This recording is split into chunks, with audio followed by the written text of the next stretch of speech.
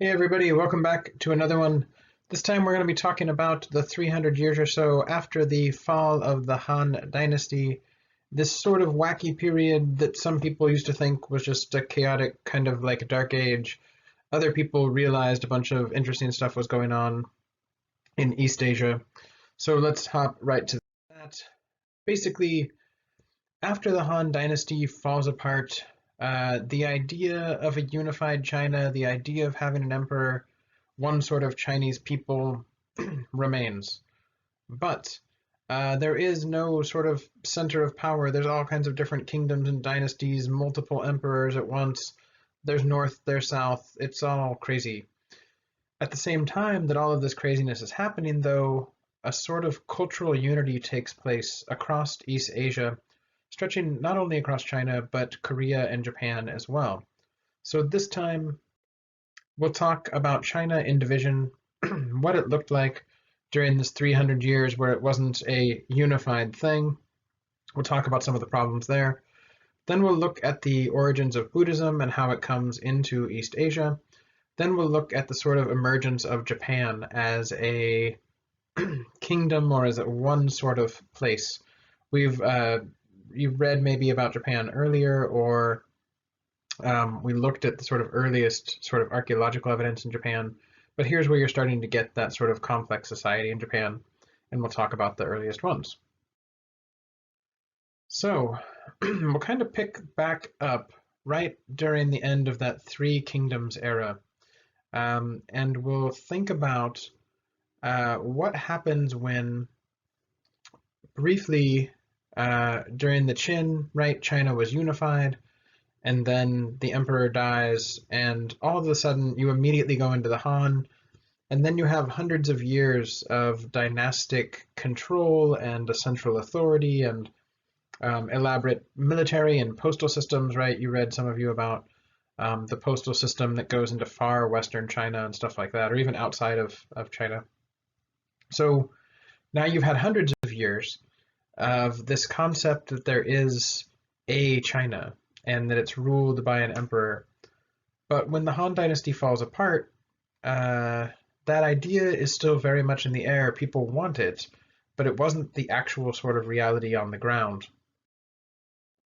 So remember, we kind of ended last time talking about the Three Kingdoms, this very romantic sort of period in Chinese history right at the end of the Han, where you have three sort of separate kingdoms split the Han, Wei, Shu, Wu, and they're all sort of fighting each other. There's intrigue. Who's going to come to be the sort of new Han dynasty? And remember, we talked about, yeah, there you go. There he is from the video games for you. We talked about this was like kind of a weird moment where Confucianism is not the main thing all the time. There's different scholars that get into this mysterious learning or sort of dark learning that want to know about mystical powers, and they like to drink in the forests and all these sorts of things. Um, but this sort of idea of unified China, I have that the idea was over here, but that's not really quite right. Within the minds of the elites, and particularly the ruling class, there was this idea that China was a thing and it could be, reunified or brought back together or ruled by one person. But the practicality of that didn't happen. After the Three Kingdoms, right, until the 17th century, or until the 7th century, you have just dozens of different dynasties, right? And 22 of them being ruled by non-Chinese peoples.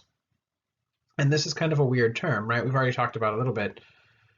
They weren't considered Chinese because they were barbarians, or they were from too far north, or they were from a certain subgroup that the sort of main former Han didn't consider to be Chinese enough or civilized enough. But we'll see that gets really tricky because these people certainly think of themselves as Chinese and civilized. Here's some of those sages, drinking and having a good time in the woods. So One way to think of this, it used to be called the Six Kingdoms period. Now you can go ahead and say 16, or you can say it was a chaotic period. You don't have you really have to say anything about it. It doesn't have a specific dynastic designation. When American and European scholars were first started writing the history of China, particularly in the 19th century, early 20th century, there was this big idea that this sort of very Orientalist idea that China had always had dynasties and emperors, and it had always been this sort of unified mega state or something. But that just wasn't true. And so now scholars are re-examining this and allowing for a lot more sort of interpretation. It would sort of be like looking at medieval Europe and being like, well, it was all one state or something. People in Europe didn't think that, right? There were tons of different languages and all, tons of different groups that were at war with each other. And the same thing was true in China. There was lots of different stuff going on. And you start to get this split between North and South. So for a little while, for here we have like 130 years, right? The situation in northern China is just all over the place. You can see these sort of like the former Zhao, the Dai, the former Liang, right? So this is really tricky when they start calling themselves the former. It's because you're going to see them again later in history when most people were writing. So like, for example, there's going to be a Zhao later, but so this was the former Zhao, right? Anyway, so during this 130-year stretch, after the sort of ending of the Three Kingdoms period, when the wars sort of don't work out, there's not one clear winner. There's 21 dynasties in 130 years, right? In what used to be all the Han, plus tons of warlord states and independent little kingdoms and all these sorts of things. The way you can think about this is more like lots of little teeny small empires. These places were not ethnically or linguistically or even culturally sort of unified. It's just that when the Han broke apart, there were different districts. So remember, an empire by definition includes lots of people that are not all homogenous, because an empire expands, taking over new people, new people, new people, but it's ruled from the center. So in this case, the Han had expanded over these big territories and taken over all of these different peoples, but despite all of their unification efforts and assimilation and colonization efforts, there wasn't just like one Chinese people sitting out there somewhere. There were lots of different people. So when the Han broke apart, a lot of these people staked a claim to their little corner of it, to their province, to their state, and begin to make their own sort of mini empires. All of these states are multilingual, multi-ethnic. It's almost more like an international system, right? And we saw that if you read the Silk Road article. There were tons of people traveling from all over, all these different kingdoms crossing. So there were lots of sort of competing interests. And this led to the development of more sort of private or localized armies that could be really big in size. Because the Han had introduced the conscript military and iron weapons and all these sorts of things, these states could field relatively large armies. Also, the population was quite high, right, in these areas. And the way that your state was successful, more or less, after the Three Kingdoms period was by taking over your neighbors. So if you have a big army and you can defeat the people around you, you can expand your state and you can succeed. Likewise, if you're the ruler of one of these kingdoms, it's not cool anymore just to be a king. Now that you've had the Han dynasty and you've had an emperor, everybody sees themselves, all of these different rulers see themselves as a sort of empire in the making. So all of the rulers are emperors already. They just don't have the empire yet. But their goal is to expand and become the next Han or something like this. So all of these different rulers are claiming to be emperors. They're all over the place, right? It's a really wild period. Here's another version, right, towards the end of this period. So you can see all of these different states. Some of them we're going to see again and become more important. Like, for example, you can see that Northern Wei is up there. We're going to see them again. The later Qin, right? So another Qin dynasty, but not the Qin dynasty that's the most famous one that we sort of saw with the foundation of a unified China anyway. Also, you'll notice that in the south, there's just one kind of big state. So the 16 Kingdoms period, mostly you're talking about the north and like all the crazy stuff going on up there. We'll talk about the south and all the crazy stuff going on down there. It's kind of its own separate entity. And there's a specific reading on that that you can, that's one of the options for this week. So what was life like in the north? The Han dynasty's fallen apart, and there's all of these frontier regions that had for a couple hundred years been sort of folded into, slowly was being colonized and assimilated by the Han. But when the Han dynasty goes away, all this area is kind of left out there to do its own thing. So the sort of formal economy, the sort of state level, international or intranational economics basically fall apart. This area was central to trade and it was a part of the empire, but left to its own devices, it's not really tied into the Silk Road economy. It's not tied into the major sort of central Chinese economy anymore. For example, in northern China, no new coins are issued for about 200 years. That's really crazy, right? I mean, people are still using the old Han coins and other stuff like this, but you're really stepping away from formal aspects of the economy. Less markets, less credit, less exchange, right, overall. And you get more sort of agricultural life. In part, this is because lots and lots of Han people leave. So we're going to see that when the Han dynasty falls apart, lots of people who were those settlers, were those sort of colonizers and assimilationist forces, they're going to pull out of the north and they're going to go south. In fact, the main sort of remnants of the Han elite and academics are all going to go south towards what they consider to be the real China, or like the legacy of the Han. So as much as 1/8 of the population are these sorts of people, are people that are going to leave and go back to real China, even though their family may have been in the north now for 5 or 6 or 7 generations. When the Han ends, that's not China anymore, so they're going to go to the south that's becoming China, even though it's newly China. I'll get to that's tricky. So lots of these people were farmers or they were local elites. If all the farmers leave, that agricultural land goes back to just being fallow land, right? It's up for the goats and horses and stuff now.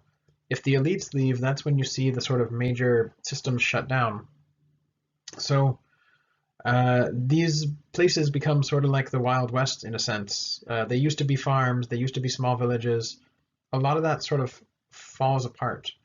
And you don't have the same level of sort of central Chineseness. And I know that's kind of, it's kind of a weird thing, but I'm just trying to kind of, put out there how these places that we think of as all China or something didn't necessarily always seem that way to people who live there.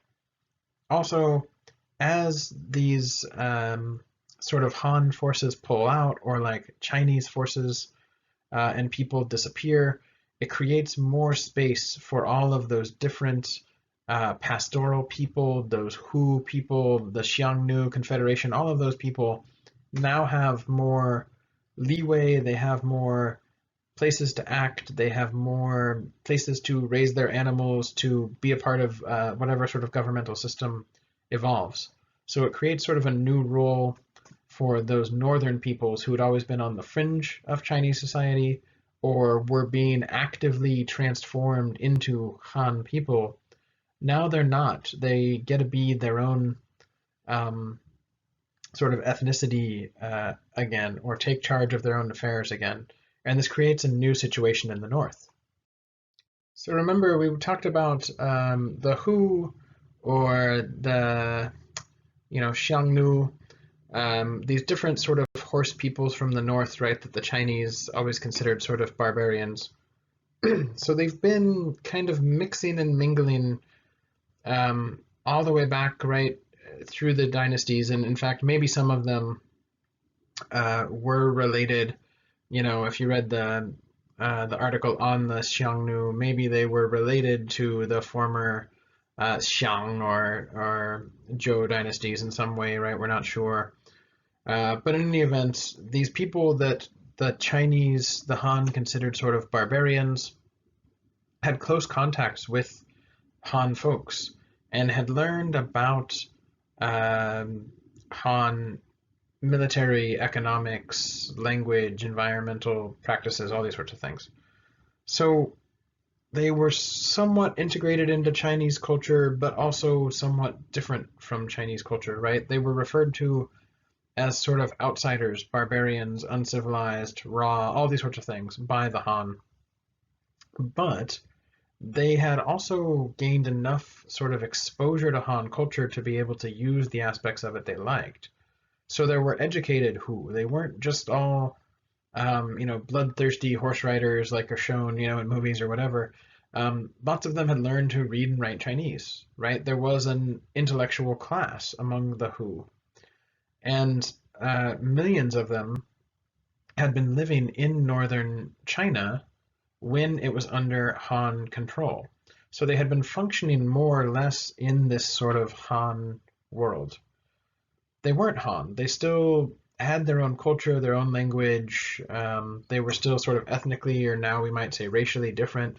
Um, but they were able to move in Han circles. Now that the Han pull back, they kind of take over a lot of stuff. So you start to see in the north more characteristically Hu culture. So we've seen some of these before. I can just show you where some of them are coming from.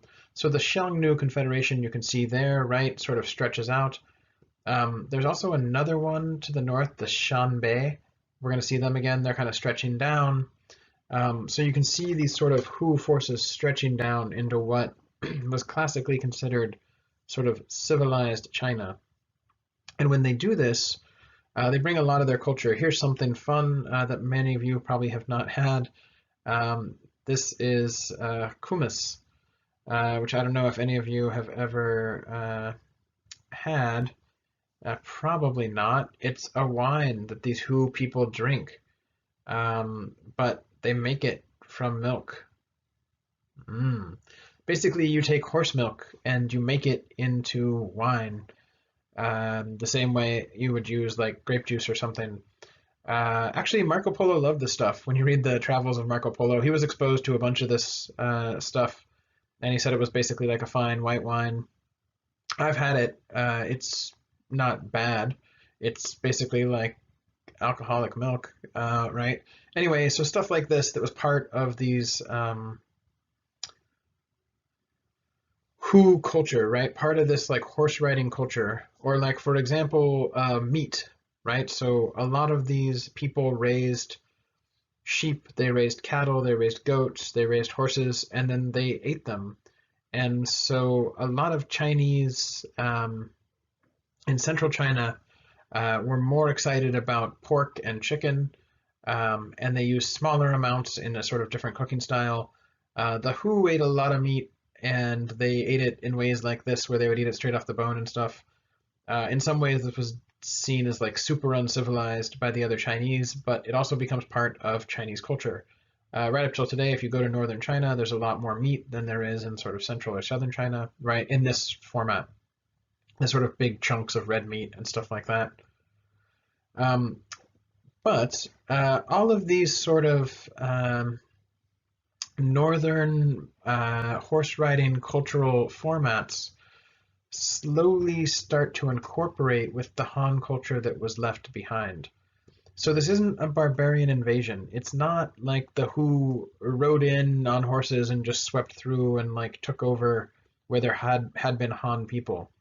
It's more like there were a lot of Hu and a lot of Han living together, and the sort of Han culture starts to fade, and this creates more room for Hu culture. But they mix and match. Um, it's sort of just more room, yeah, for the Hu to thrive, right? And they start to incorporate um, ideas of Chinese society and culture into their own. So they're bringing things like stirrups and heavy cavalry, right? This is new, the meat, the horse culture, hummus, all this sort of stuff. But um, they also do things like start to talk about the mandate of heaven. The leaders of the Hu groups start to talk about themselves as emperors. They start to wear the clothes that the Chinese Confucian scholars wore, or the Chinese imperial family or aristocrats wore. So here's a painting depicting Hu ambassadors, right? And this guy is about to marry his daughter into Han society. And you can see they have like the really fancy headdress and clothing and stuff like this. So this, when you look at this, you're not like, barbarians who are on a horse or something. They are adopting the aspects of Chinese culture that can give them power or political control or the ability to operate within what's left of that sort of Chinese society. And they're going to not quite settle down is maybe the wrong word, right? Or totally get them off the horses, but they are going to start to form these kingdoms and states in northern China where they are the Chinese. So they become, they form states in northern China that are essentially Chinese states.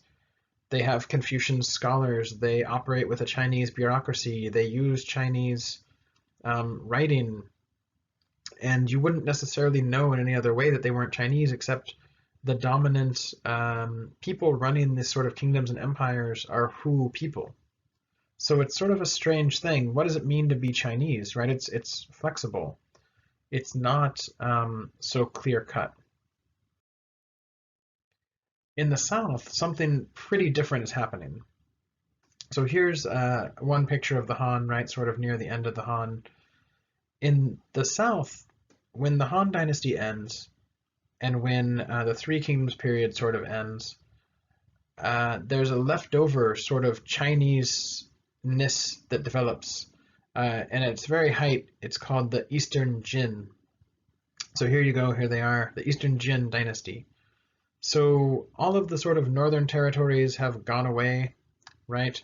The Western Jin collapsed, right? That was one of those three kingdoms. And the dynasties sort of refounded in the south.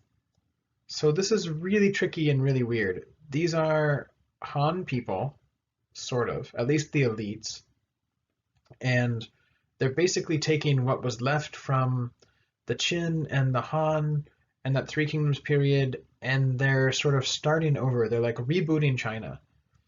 And they want to do it in a safe area away from all those Hu people and their horses and stuff.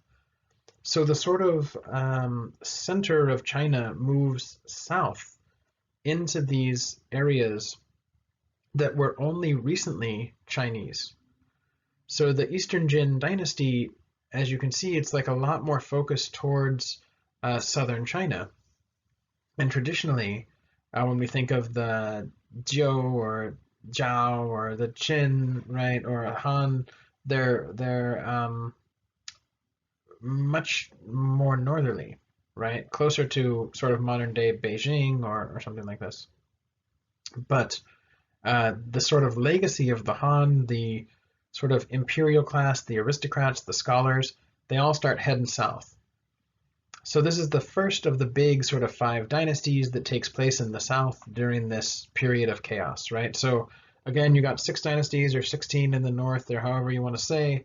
In the south, you're going to have a series of dynasties as well. And these people, these kingdoms that are going to develop in the south, they all claim to be the authentic, legitimate continuation of Chinese empire. So remember, you have that idea of the mandate of heaven. So a good new leader They do good things. Eventually, they get corrupt. They get kicked out. The force that kicks them out has the mandate of heaven. They're the new leader, right? That sort of thing. So all of the empires in the south claim that when the Han went down, they lost the mandate of heaven. But don't worry, the mandate of heaven continued with us people, and we sort of had to relocate down to the south because of all those nasty, Xiongnu people and Shanbei people and stuff like that. But we're basically the same, right?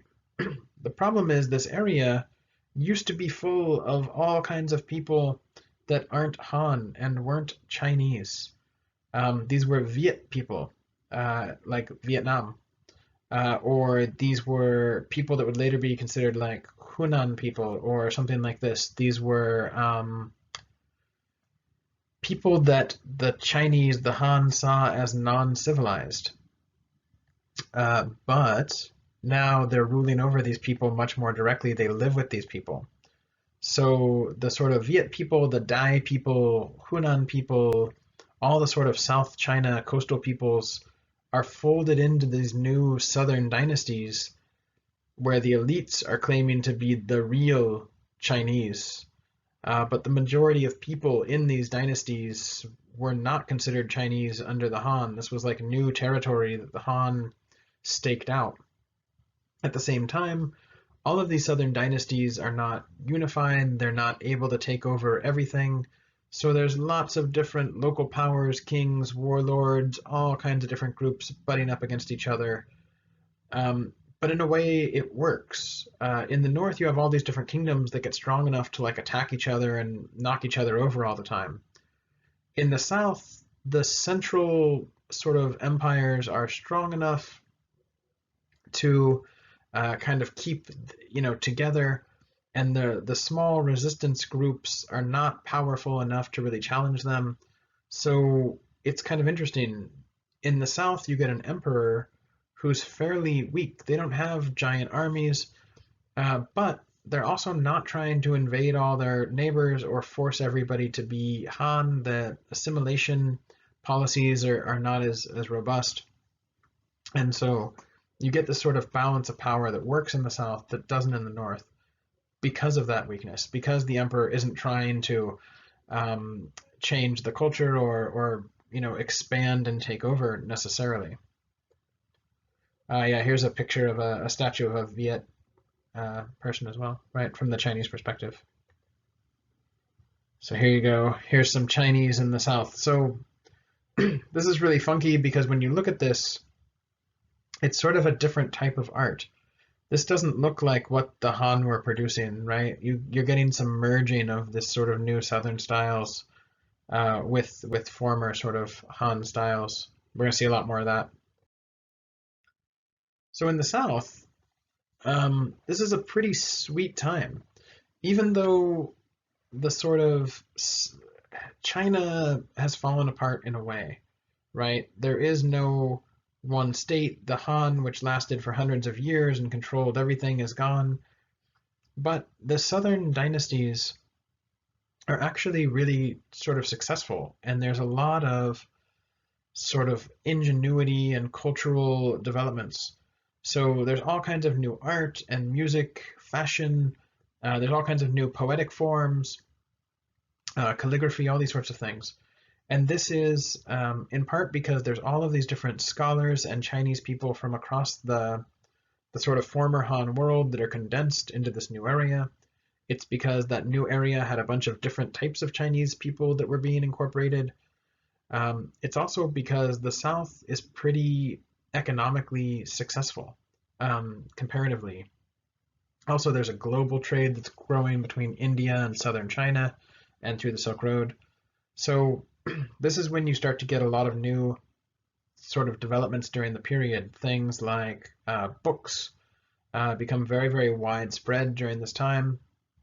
Paper making technology becomes very widespread, and you start to get a sort of standard set of refined literature.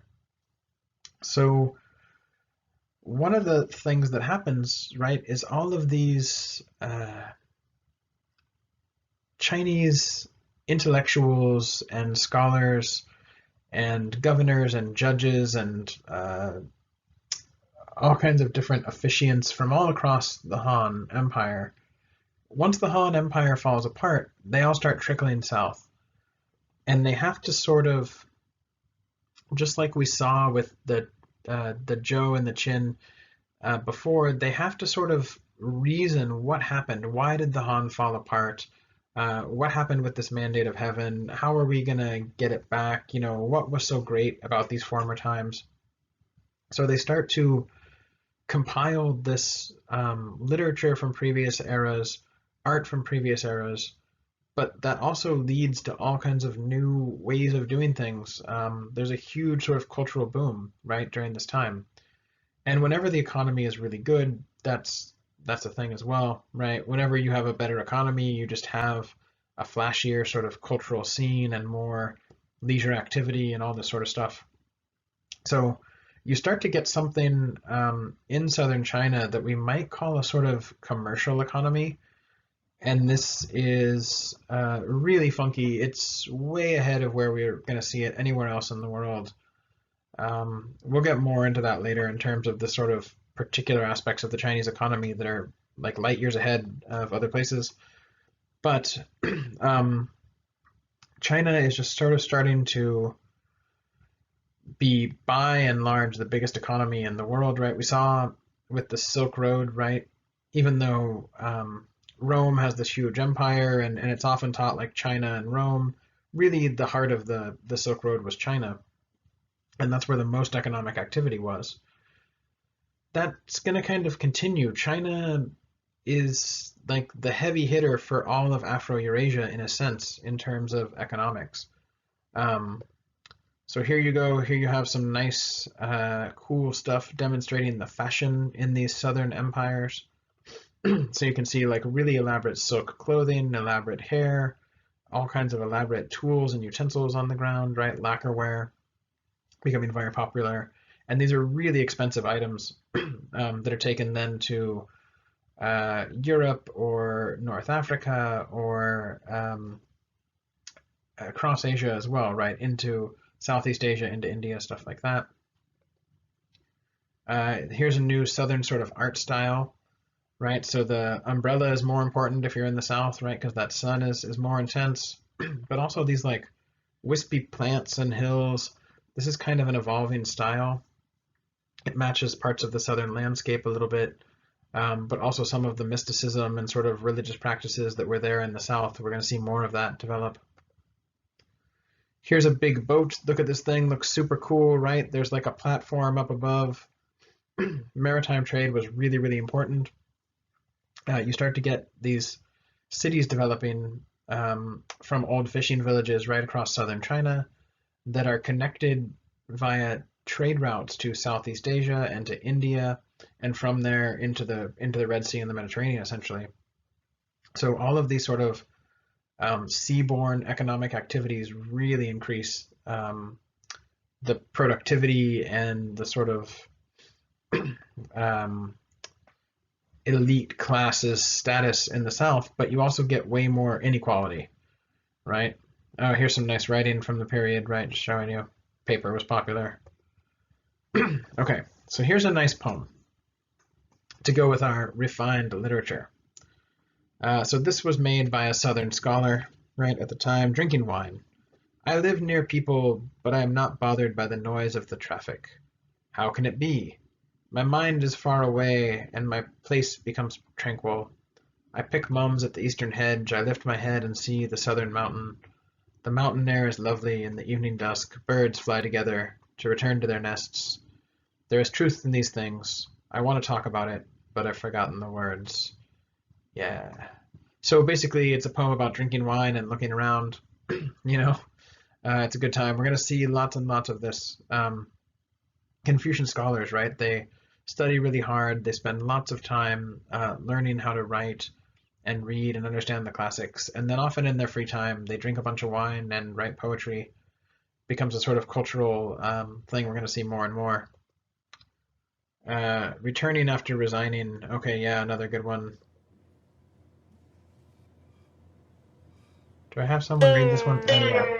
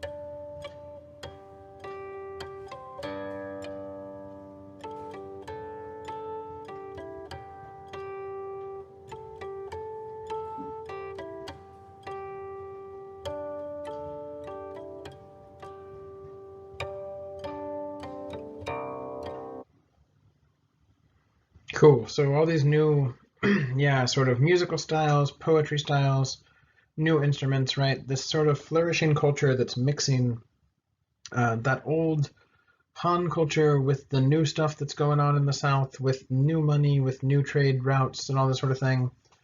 So you start to get just a flourishing sort of culture in the South, right?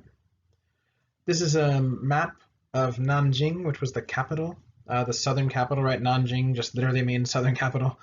Like Beijing just means northern capital, right? Later. At this time, during this sort of chaotic period where things were bad in China, um, actually Nanjing was great. It was the biggest city in the world. They had 1.4 million people. This map is laying out all the different districts. So this was a huge capital, a huge city at the time, right? For most of time, the largest city in the world has been in China, and here it is.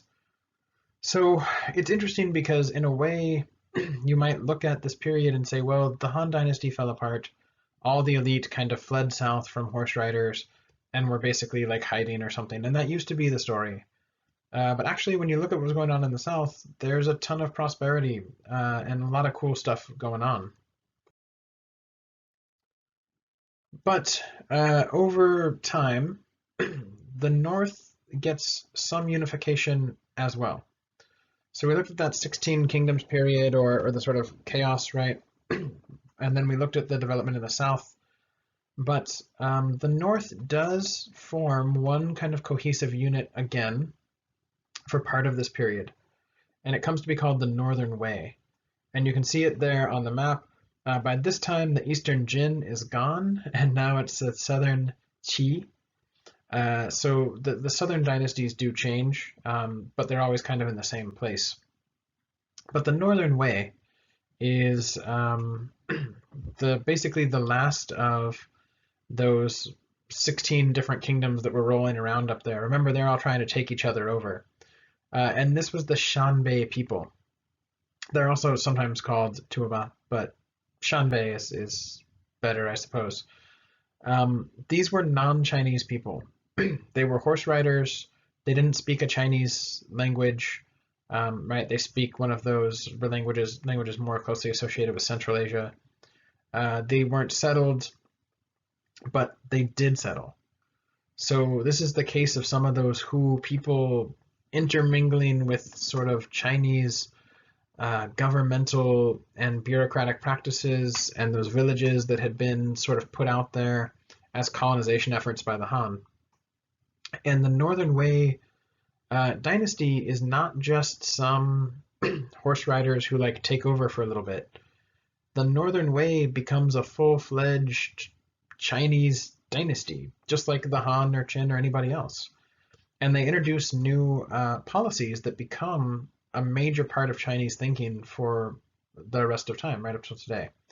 So one of the first things they put out there is the equitable field system. So these are people that are trying to make sense of, okay, we got tons of new land, not quite enough people. The economy didn't really do very well, right? You've had all of these sort of horse riding groups fighting each other and coming in. They needed a sort of new land policy that would encourage people to grow more grain. That way you can increase the economy, you can feed people, but you also get more tax money. So they came up with this equal field system. And the idea was you can divide in any sort of community, you can divide the farming property based on who has the ability to farm that property. So if there's a family with 10 kids, they're going to get access to more property because they can farm more. If they only have one kid, they're going to get less property to access because they can farm less. So at least amongst the peasants, this is a pretty popular policy because if you have the ability to farm more, you can. Here they are, the Shanbei, a depiction of them as these sort of unsettled people, right, coming from the north. But they're going to transition, right? So all of these Shanbei elites stop referring to themselves as Shanbei per se. They do when they're trying to differentiate themselves. But when they're trying to be Chinese or rule over their people, They adopt new Chinese names. They wear Confucian clothing. They wear the silk robes, from the Chinese aristocrats and bureaucrats. They engage in those Confucian rites. They worship their ancestors. They use the bronze vessels. Um, so they really adopt themselves to sort of being Chinese. And this is going to be sort of a theme in East Asian history, particularly in China. Race and ethnicity are not really a thing in the same way that they are in the West, or even in Japan later. Instead, if you do the Confucian rites, if you wear the clothes, if you speak the Chinese language, if you write it, you just are Chinese. And things that we consider race and ethnicity don't matter. Also, these people that were the Shanbei claim to be descendants from the Yellow Emperor. So remember, the Yellow Emperor way back is considered part of that Xiang dynasty, right? And or the Xia dynasty, and is considered to be like the first Han, or the first Chinese person. So why would they claim descent from the first Han or first Chinese person? Well, now they're the new sort of leadership in this area where the Han dynasty had ruled for hundreds of years. So you want to create that legitimacy, that sense that you're Chinese. They also invoke the mandate of heaven, and they include it in their rituals, in their governmental practices. They have the mandate of heaven.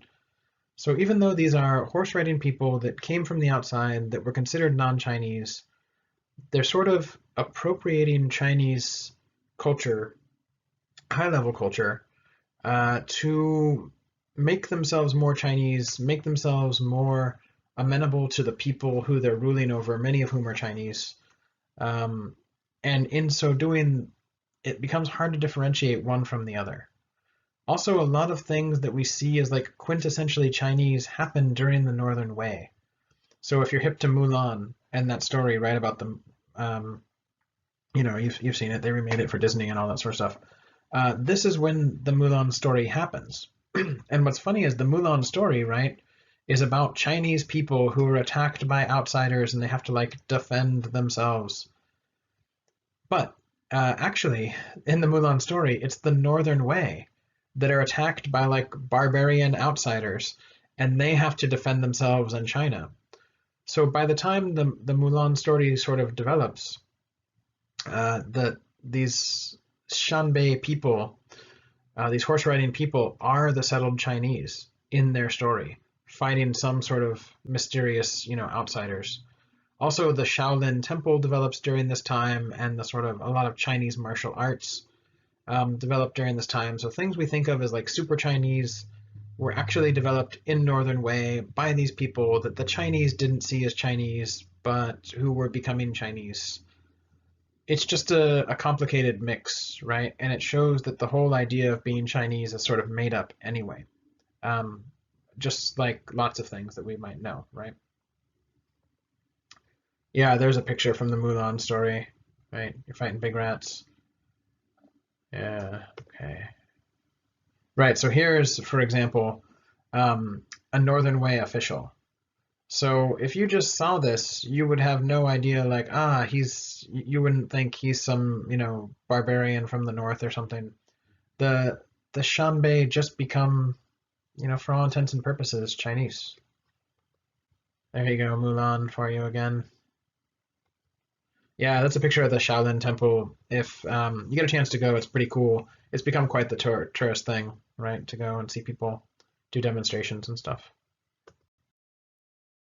So all of this craziness actually leads to an incredible sort of cosmopolitan era in China. In some ways, you could say, well, it's really chaotic. There's no central Chinese state. But that actually sort of betrays our thinking where we just assume China is one thing and it's sort of always been that way. Actually, what happened during this era is you get all kinds of new mixing from these different Hu groups and Chinese groups, both in what we consider central China and in southern China. And they're moving back and forth in both directions. right? So here we have some statues from the Northern Way, but I mean they're adopting Han style. They're wearing silk. They're wearing fancy head things. It's impossible to think that Hu people would dress like this because you can't do this on a horse. This is not for riding into a town and attacking people, right? So these Hu people have changed. They're becoming more Chinese. At the same time, things that were Hu culture start to become Chinese culture. So this is a folding chair, right? So this was popular amongst a lot of the Hu groups because all of your furniture has to be mobile. If you're a horse riding people that's pastoral, that's nomadic, you still want chairs, right? So they had developed this sort of chair that you could have on a wagon or have on your horse, and then you get off for the day, you just unfold it and you can sit on it. So these chairs became really popular across China, even in southern China, very far away from the north, and they were known as the Hu chairs because they were from the Hu people, but they were so incorporated into Chinese culture, they just became Chinese chairs. At the same time, all of this stuff is moving in Central Asia, in the Silk Road, right? All that sort of stuff. And a lot of wealth is coming into China from there. So, for example, this is a super famous picture that was found in a Hu or in Northern Way burial, right, from these people who had been Hu. You start to see really exotic items buried with them, like this picture, right? So when you analyze it, it's confusing. You're digging a Chinese grave, you're an archaeologist, for example, right? And you're digging into this burial in northern China, and you come across this picture. Well, it's silver, so you can do chemical analysis on the silver, and you find out the silver comes from Afghanistan. Well, that's pretty far away. Then, as it turns out, this style of this picture is Persian. So the silver from Afghanistan probably went somewhere like Iran or maybe somewhere in Central Asia and then was made into the vessel. But what's on the picture is images from the Trojan War. So it's depicting Helen and Paris, right? So that's a Greek story that had been reinterpreted by Romans that's now being put onto an object in Central Asia that the material was from Afghanistan that then was taken to China and was buried with someone. So someone had this because it was like a cool luxury item from really far away. They wanted to be buried with it. But it shows like all of those connections, right? So at the same time that you have what seems to be really chaotic periods with lots of different kingdoms, there's also this sort of international connection of trade and exchange. And the southern dynasties in particular were just really tapped into the rest of trade in Afro-Eurasia. They were trading with the Korean kingdoms, they had trade with Japan, trade across Southeast Asia, Indonesia, Vietnam, these areas, trade to India with the Persian world, Central Asian world through Tibet and through some of the sort of sidelines there. So there was this really elaborate sort of shared culture developing that was Asian, it was East Asian, it was Chinese, really unique. And this sort of bears a fun comparison to Rome, because people often teach the sort of Rome and Han side by side. The Silk Road is good for that. If you do a world history class, right, you probably did Rome first and then Han China, or you might have done some connection between the two. So here, though, we can, instead of looking at Rome and Han, we can look at what happens right afterwards. So when Rome falls apart, right, it gets sacked by Goths and stuff, and Visigoths and all those people. You can sort of equate that to the Han, right? The Han kind of fell apart from internal and external forces, but lots of pressure from the north and horse riders and the Xiongnu and stuff like that. So both of them fall apart, internal and external pressures. In Rome, people typically would say this led to the Dark Ages or Middle Ages and a sort of breakdown of society for quite a long time. Although, again, just like with our case, that's been reanalyzed, and actually a lot of cool stuff went on during the Middle Ages. and a lot of developments. But on the China side, when we see the Han break down, it doesn't really lead to a period of cultural decline or economic decline at all. In political terms, yeah, there is no central state or central government. But in sort of economic and cultural terms, you actually see an explosion of new stuff. So the sort of centralized Han going away created the space for lots of new and interesting culture, art, music, styles, the sort of meshing of insider and outsider, barbarian and civilized, Chinese and non-Chinese, to create a new sort of cultural format.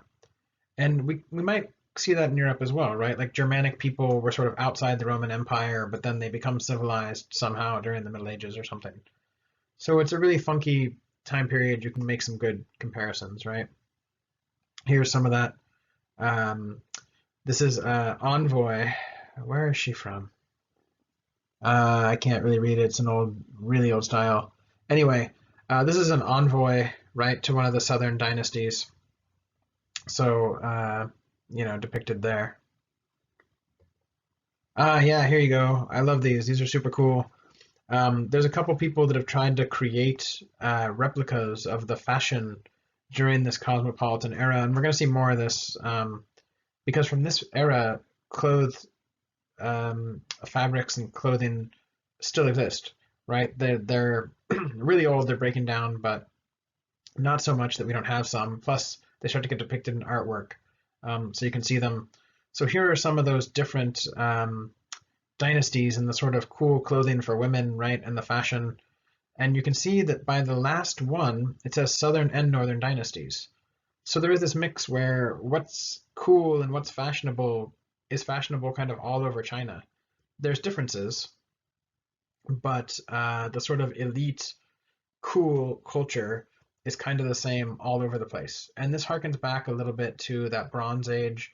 If you read the article about bronze in early northern China, that there was this sort of elite culture that sort of could spread, even if people didn't necessarily create it or produce it themselves or necessarily know what to do with it, it's still cool, right? You want to be part of it.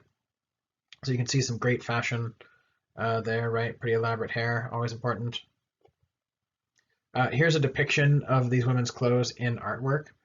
So you get those ribbons and stuff flying around. This has a particular style name that emphasizes all of the sort of aspects of your clothing that should be, flapping everywhere and stuff to make you super cool, right? So there's this shared sort of elite culture that's developing during this time, right? So it's not just some sort of dark period where the dynasty's gone or something like that. There you go. This is a northern, so this is a statue from the south. But if you look at it, these people are wearing like really heavy robes and like really heavy boots. These are horse riding clothes. But people in the south wouldn't have necessarily been riding a lot of horses.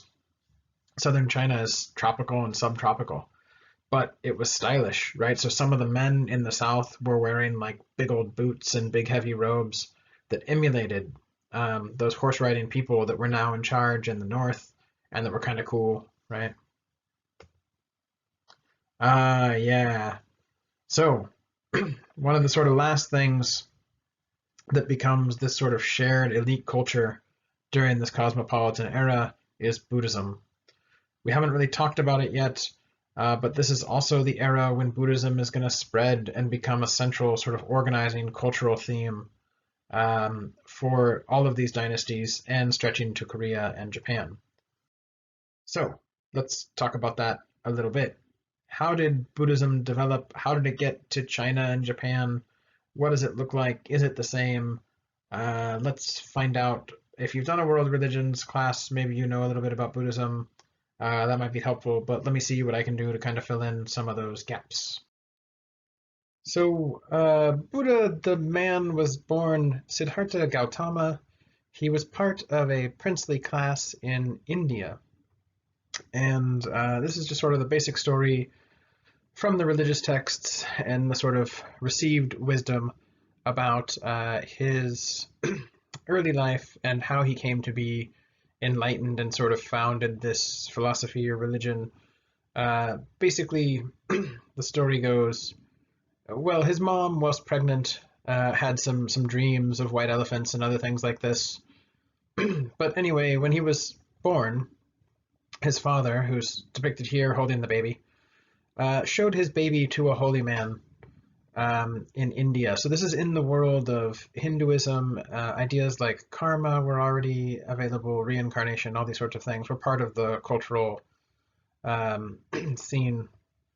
So he shows his baby to this holy man, a sadhu, and the sadhu says, either your baby is going to become the greatest warrior king the world's ever seen, or the greatest spiritual leader the world's ever seen.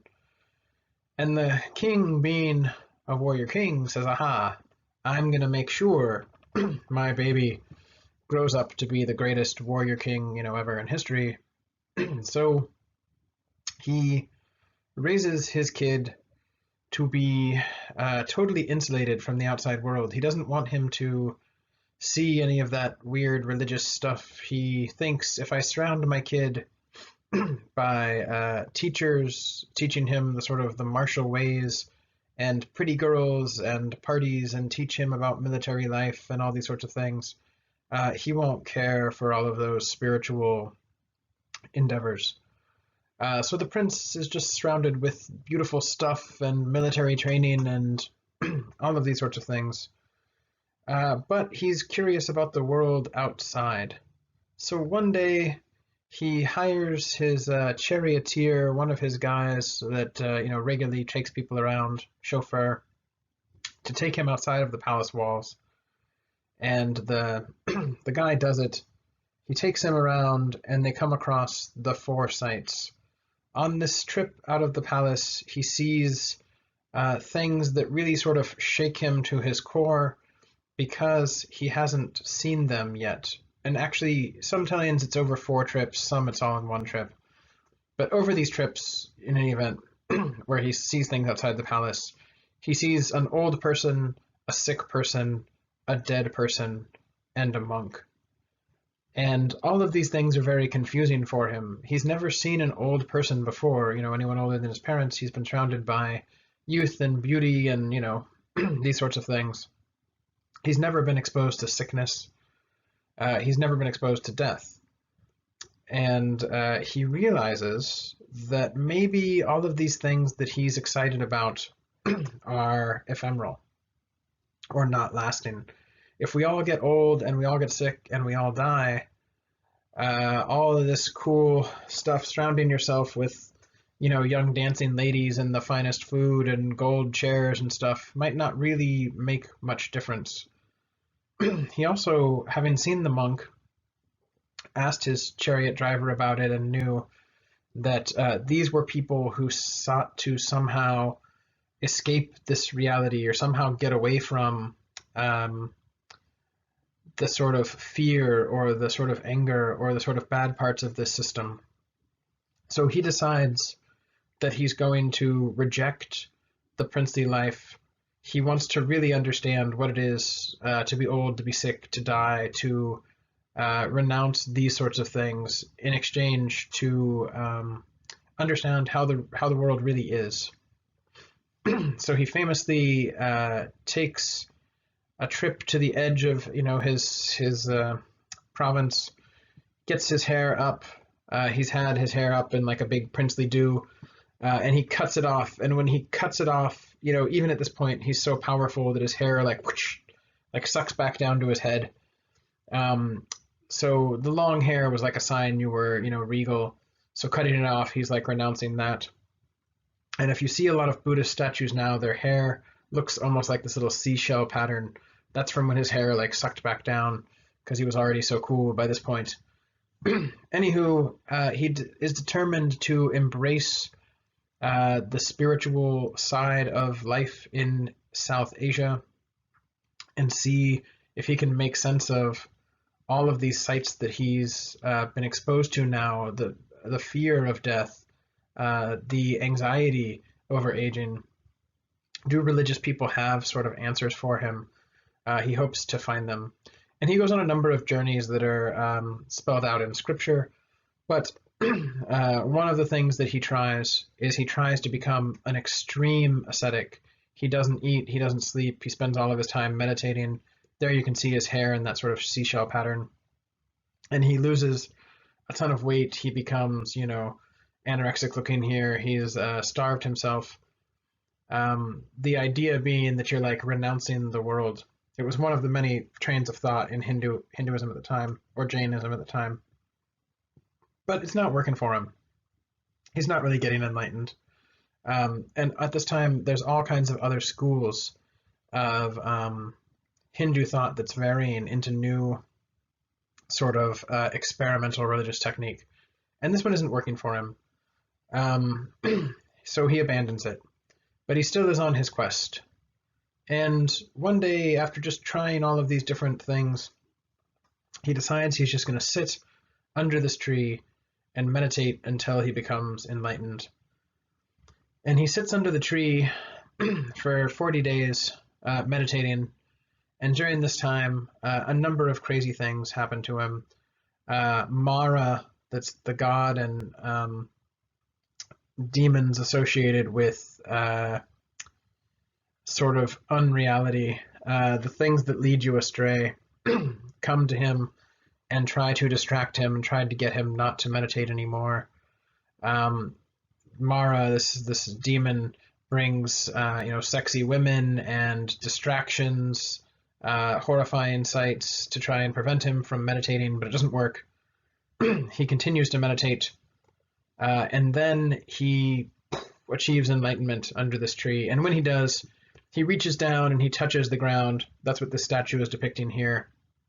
And the whole world kind of reverberates for a second, realizing that someone has become completely enlightened on Earth.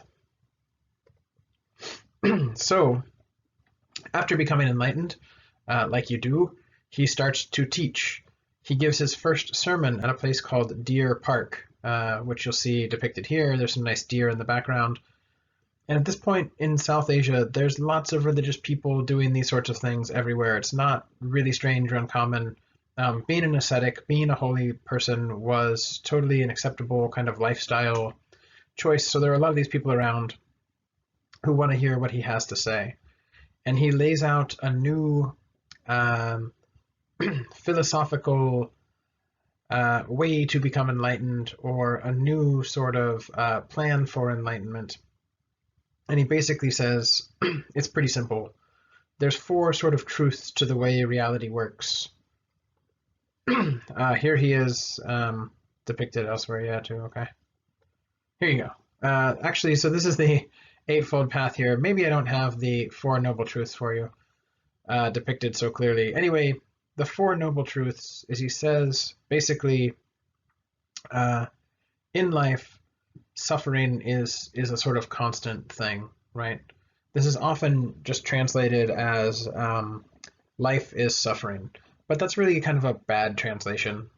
Really, what he says is there was a word that meant basically like when the axle doesn't go straight through the center, the wheel rotates funny. And that's the word he used. So he uses this word like life is off balance or out of whack. Like that would be a better maybe phrasing. So all life is sort of out of whack. It doesn't rotate right. But we can escape this. He says that the reason that life is out of whack is because of our own selfish desires. So all life is suffering. That's how it's typically translated, but really it's, life is out of whack. Why is life out of whack? It's out of whack because we have these selfish desires. So we can correct this by getting rid of these sorts of selfish desires. Well, how do we correct this and get rid of selfish desires? The Eightfold Path. So pretty straightforward, as far as religions go in terms of its basic message. What is the Eightfold Path? Well, here you go. Right view, right mindfulness, right concentration, right effort, these sorts of things. It's sort of akin to a Ten Commandments in a sense. It doesn't say, thou shalt not do this or that, but it says you want to know what the truth is. You want to control your thoughts. You want to meditate. You want to work for the good of others. These sorts of things. You shouldn't lie. All these sorts of basic things. So yeah, okay. Life's out of whack. It's out of whack because I'm selfish. I can end this out of whackedness though by engaging in this eightfold path, right? These basic sort of actions. Don't try to hurt others. These sorts of things. It's a lot more complicated. This is just sort of the basic root of it. It includes all of the sort of cultural ideas that were present in South Asia at the time. So ideas about karma and dharma and reincarnation and all of these sorts of things are bound into it. But the sort of simplicity of the message was very popular at the time. And unlike Hinduism, Buddhism didn't adhere to any sort of caste value. If you recognize these principles and you try to adhere to the Eightfold Path and you meditate, you're just as good and you're on the right path as anyone else, regardless of caste. And at this time, the caste system in South Asia was becoming more and more rigid. And so this offered a sort of way out for people at the bottom of the caste system. All of a sudden, they could be spiritually and physically just as good as anyone else. So this quickly developed a sort of set of religious following around the Buddha. Buddha just means enlightened, right? So around this guy who's enlightened, pretty quickly there was a sort of religious following, and this religious following was called the Sangha, which is like religious community, or it's not quite the church. There's no formal church in Buddhism in particular. So the Sangha is like the community of the faithful, right?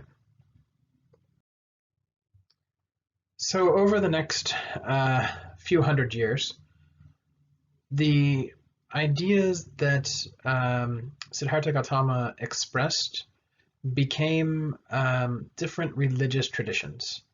And so there are three sort of main branches of Buddhism. And they have sort of different names depending on who's saying the name. But anyway, the first branch is Theravada. And you'll sometimes see it said Hinayana, but that's a slightly derogatory term. Hinayana means small raft or little raft, which doesn't make any sense until we get to the next word. But anyway, Theravada just is like the tradition of the elders, like the way it used to be, the sort of allegedly sort of the original teachings. So in Theravada Buddhism, the emphasis is on enlightenment and your own personal wisdom. And the goal in Theravada Buddhism is to become an arhat, which is like an enlightened individual. You can eventually become so enlightened that you sort of escape reality altogether, or you escape what we perceive to be reality anyway, and you can be reincarnated, or you can end the cycle of reincarnation.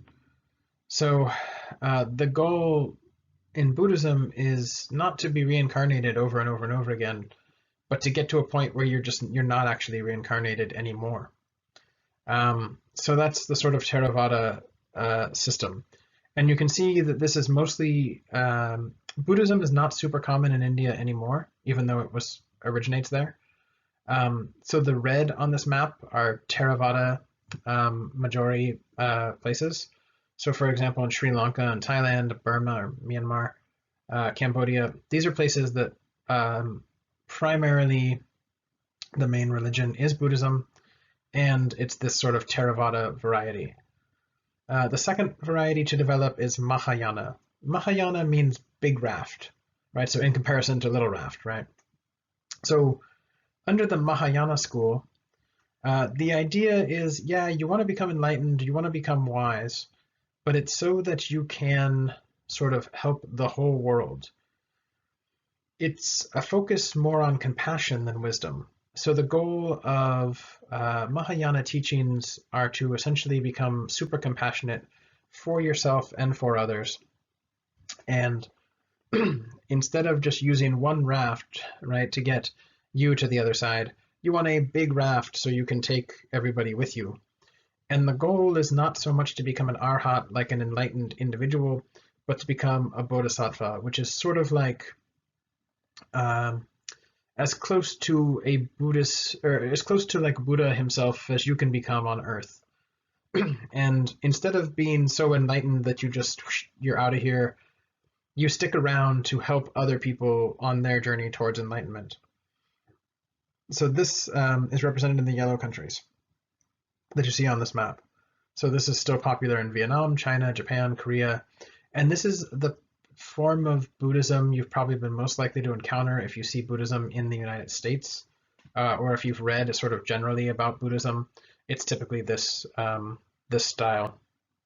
There's a third school of Buddhism, Vajrayana, which is the Diamond Thunderbolts.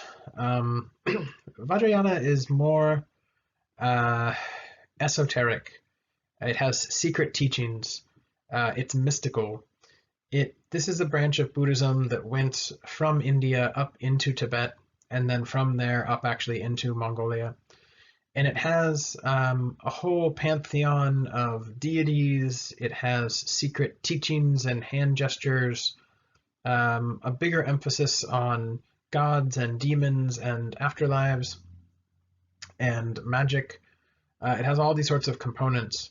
And the idea is that there's not just one way to become enlightened. You don't have to do it through meditation or understanding the text or compassionate nature or achieving your specific karmic goals. Instead, there are sort of all kinds of magical or secret practices you can do to usher you on towards enlightenment as well. So let me show you some pictures about the sort of different varieties of this so you can get a sense as well. So this is the typical like Theravada depiction. So someone practicing on their own, memorizing texts, meditating, achieving their own sort of enlightenment. This is again Theravada, right? Even though they're all together in this sort of community, there's this sense that the individual is working on the self. Here you go, right? He's with his bowl. So Theravada. Okay. Mahayana, as depicted here, starts to include other things. It's not just one deity. Under Mahayana tradition, there's other gods, there's other deities, there's multiple different forms of the Buddha, there's female Buddhas, there's other things as well. But the idea is to be sort of compassionate.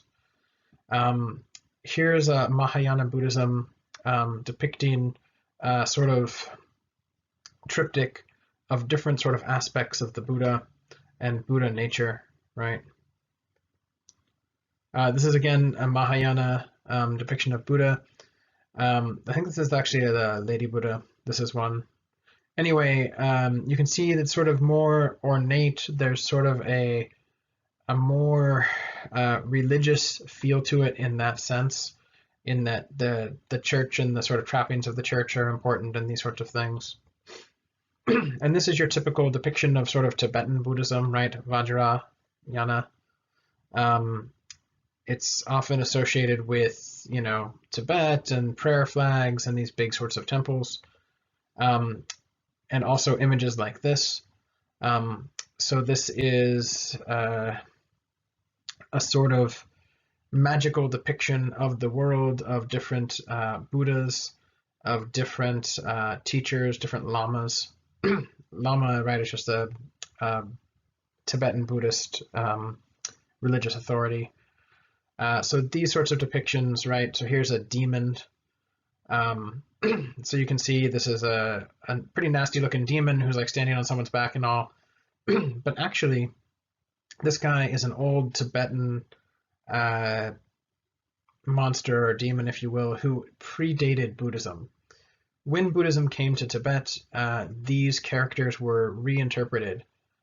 These gods were no longer to be feared or called upon or these sorts of things. They were protectors of Buddhism.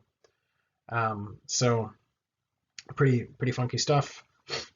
Also, you see depictions like this in Tibetan Buddhism, where Buddha is here having sex. There's a sort of tantric sexual practice that goes along with this.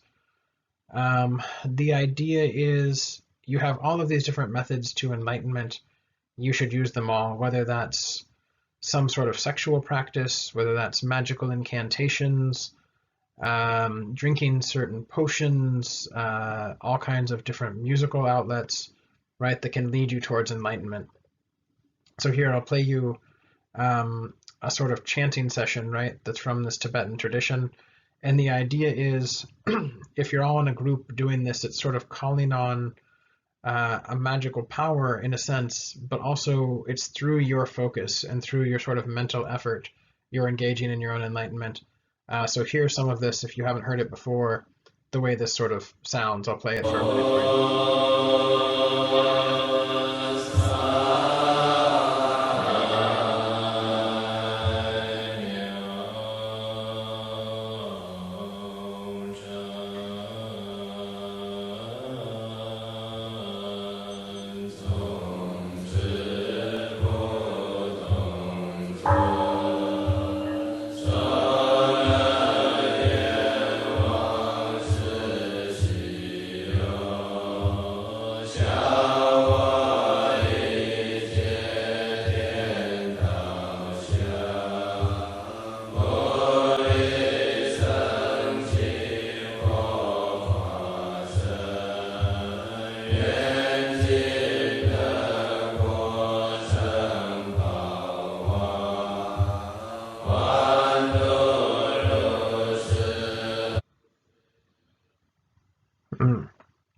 Okay, so if you feel more enlightened or relaxed, it's working. There's a lot of this is in tons and tons of faith. You find this in Christian and Islamic faiths as well. The idea of like a song or chanting that leads to a sort of creating a certain mental environment, right, that's conducive to wisdom or to religious teachings. So these are these three sorts of main ideas. We're only going to mostly be focusing on the Mahayana tradition because that's the one that's going to be prevalent in China. Tibetan Buddhism, of course, is in China later, when Tibet becomes part of China, or the Mongols that we'll see later embrace Tibetan Buddhism as well. So it's around. So how does Buddhism get into China? It's not what you might think exactly. So all of the major sort of world religions traveled along the Silk Road and went across Afro-Eurasia in a similar sort of pattern. So here you see Buddhism, Hinduism, and Christianity. So you can see Christianity. Remember, Christianity does not originate in Europe, please. Anyway, it comes from Asia, right? So Christianity comes from what now is Southwest Asia. It goes into the Mediterranean and it becomes sort of more of a Mediterranean religion. It's actually much more prevalent in North Africa than it is in Europe for a long time, right, for example. But it moves along those sort of Silk Road patterns. So you can see Hinduism does the same, going from India mostly into Southeast Asia, although it goes to East Africa a little bit, which is kind of a funky story. But you can see the sort of reddish ones is where Buddhism is disseminated from. And so the ones that go kind of south and east, let's not worry about that. But you'll see that there's some arrows that kind of go west first and then up into Central Asia and then over into China. That's how the majority of Buddhism gets there. You'll see some red arrows there showing it just like jumping over the Himalayas into China. That's not real. It really goes west across India and then up into the Hindu Kush and into Central Asia and then back over into China. And so if you read the Silk Road documents about those far frontiers that are in Western China, or like the very edge of the sort of desert, that's where Buddhism is going to come through. It's part of the wider Silk Road exchange. And it comes through there quite early, even during the Han Dynasty. It's just not prevalent yet. So as part of this longer journey, Buddhism is going to make a ton of changes as it travels from what today is India to China. So one of the first stops along the way, yeah, here you go. You can see more specifically here. Here, I'll highlight it for you even for just a second. Let me find that. Okay, so we're going to be looking at like this route, right? That's the direction we're going to see it mostly actually going into China. This sort of blue route through here, that's sort of the Tibetan stuff. That's going to come quite a bit later, okay? So this sort of route to the side, that's where we're going to be looking at. So when Buddhism develops, there were lots of different states in what today is India, right? India is artificial, and it was just sort of created by the British later. When Buddhism developed, there were lots of different kingdoms, and there's going to be like the Mauryan Empire really takes over a lot, but you know, that's a different time period, and India is never really unified as a big empire. Anyway, one of the kingdoms you'll see up there in the top, sort of northwest, is Gandhara, and Gandhara is a crazy place. A lot of historians love it and wish we knew more about it just because it's so funky. It's in what today would be Pakistan and Afghanistan. But the people who live there are a weird mix. The elites, anyway, a lot of them are Greek and Persian who had originally gone that way with Alexander the Great. So when Alexander the Great heads east through Persia, he cuts through Persia, he makes it all the way over to India, and then bad things happen. He turns around pretty quickly. But some of his generals get really tired of rolling with him, and they just decide to stay in the middle of nowhere, way up there in what today is Pakistan, Afghanistan. And they form this sort of weird blended society that's a mix of Greek and Persian and Indian cultural and religious motifs. So this is one of the first stops for Buddhism along the Silk Road. So by 300 BCE, Buddhism is in Gandhara. And when it comes there, it sort of changes. So here is a Gandharan depiction of the Buddha, but you'll notice he's wearing like Greek robes and has a halo. This is really funky. You don't see this in South Asia, right? Because this is a sort of Mediterranean depiction of the Buddha, even though they're nowhere near the Mediterranean, because there's a sort of cultural legacy of the Mediterranean in Gandhara. It's really funky. Right next to Gandhara is Bactria, which is another one of these sort of strange Indo-Greek kingdoms that had developed. And here's their depiction of the Buddha. So you see he's kind of Greek, he kind of has a Mediterranean vibe, but he's also South Asian. This is really weird, right? So this is this strange cultural fusion. It's like a part of the world that doesn't really fit cleanly into other sort of understandings of European or Asian or something like that. These people had contact with the Han Dynasty. Bactria was like a trading partner and a bridge between the Mediterranean and India and China in some ways. So they had a lot of interactions actually with the Han Dynasty through trade. Here's the sort of Bactrian kingdoms, right, depicted there. These sort of so-called Indian Greek states or Indo-Greek states, right, where Buddhism was developing something kind of interesting. And then if you see from these sort of colored regions up here, this Tarim Basin, that's where you read about if you read that Silk Road document. This was the sort of last Chinese controlled bastions of the Silk Road were here. So they're really close to Bactria, where Buddhism is sort of growing and developing. By 200 or 300 CE, Buddhism was in those Tarim Basin kingdoms. But it had already changed an awful lot. As it went through some parts of India, and then those sort of Greco-Roman, Indo-Greco-Roman places, they had picked up ideas from Zoroastrianism, from Central Asian religions, from Greek mythology. And so the Buddhism that makes it into the Tarim Basin is going to have ideas about hell and miracles and a new sort of artistic concepts, right? that isn't in the original version of Buddhism. Um, these were all sort of new ideas. And so by the time that Buddhism gets exported into the Tarim Basin, it kind of looks like this.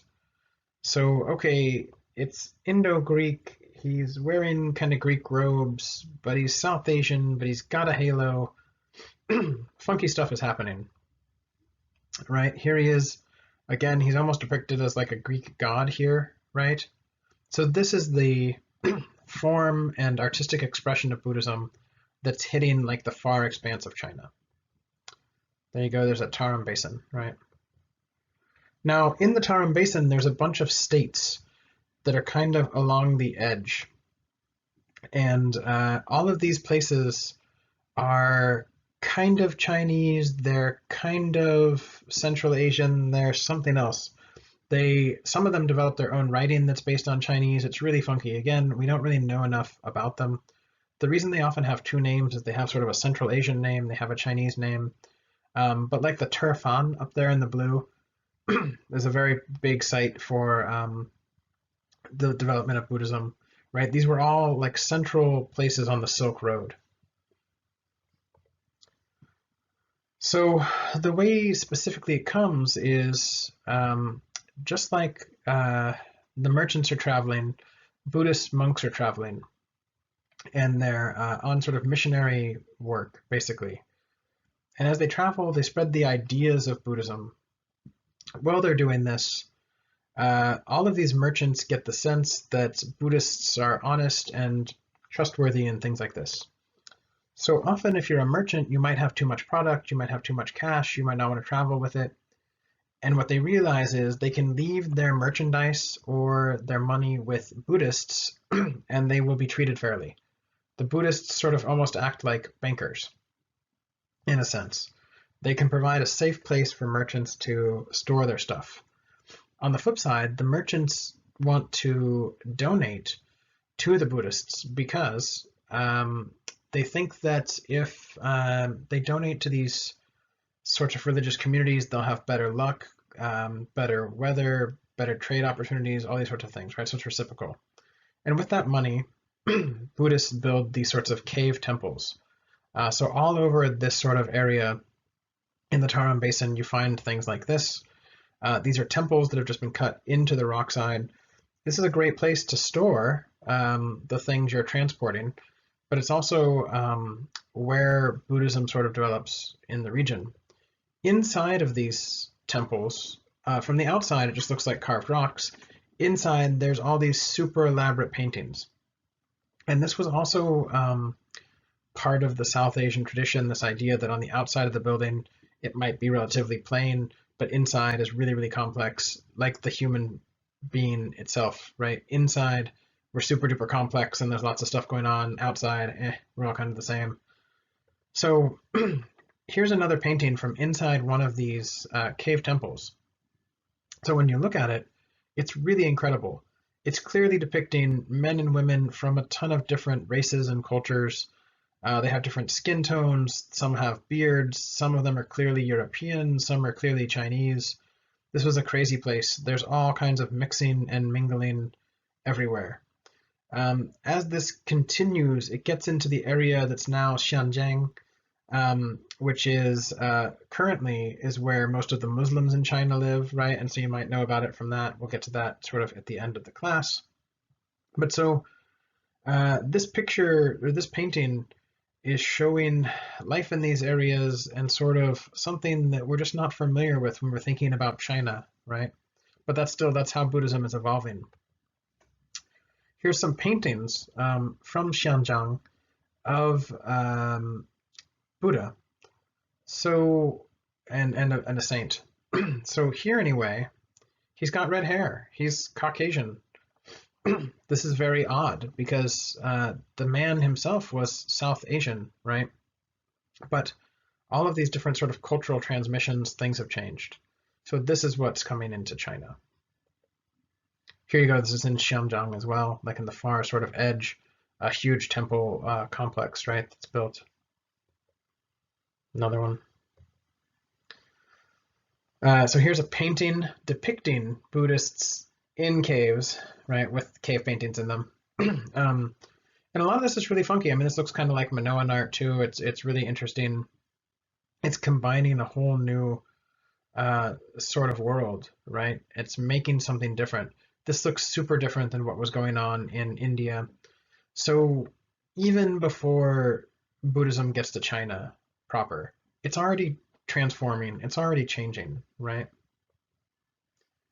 So the first time that Buddhism arrives in China proper, theoretically, or the big time, is here at White Horse Temple. So in 68 CE, a collection of the sort of manuscripts of Buddhism makes its way into the sort of end of the Silk Road that's actually in China, and it becomes more of a sort of cultural phenomenon where you can say, aha, it's arrived.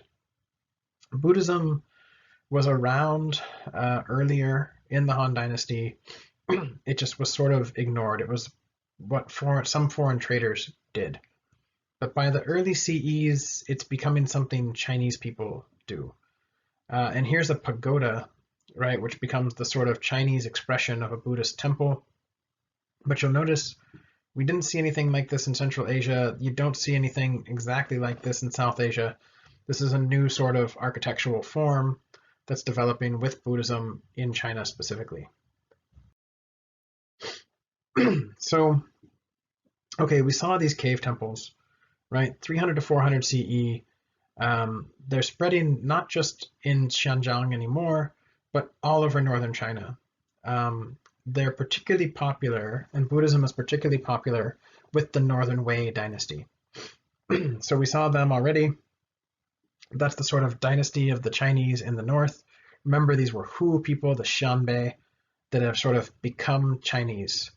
Why are they interested in this sort of foreign religion? Well, sometimes foreign things are cool, and sometimes they can make you appear more legitimate and powerful in a way.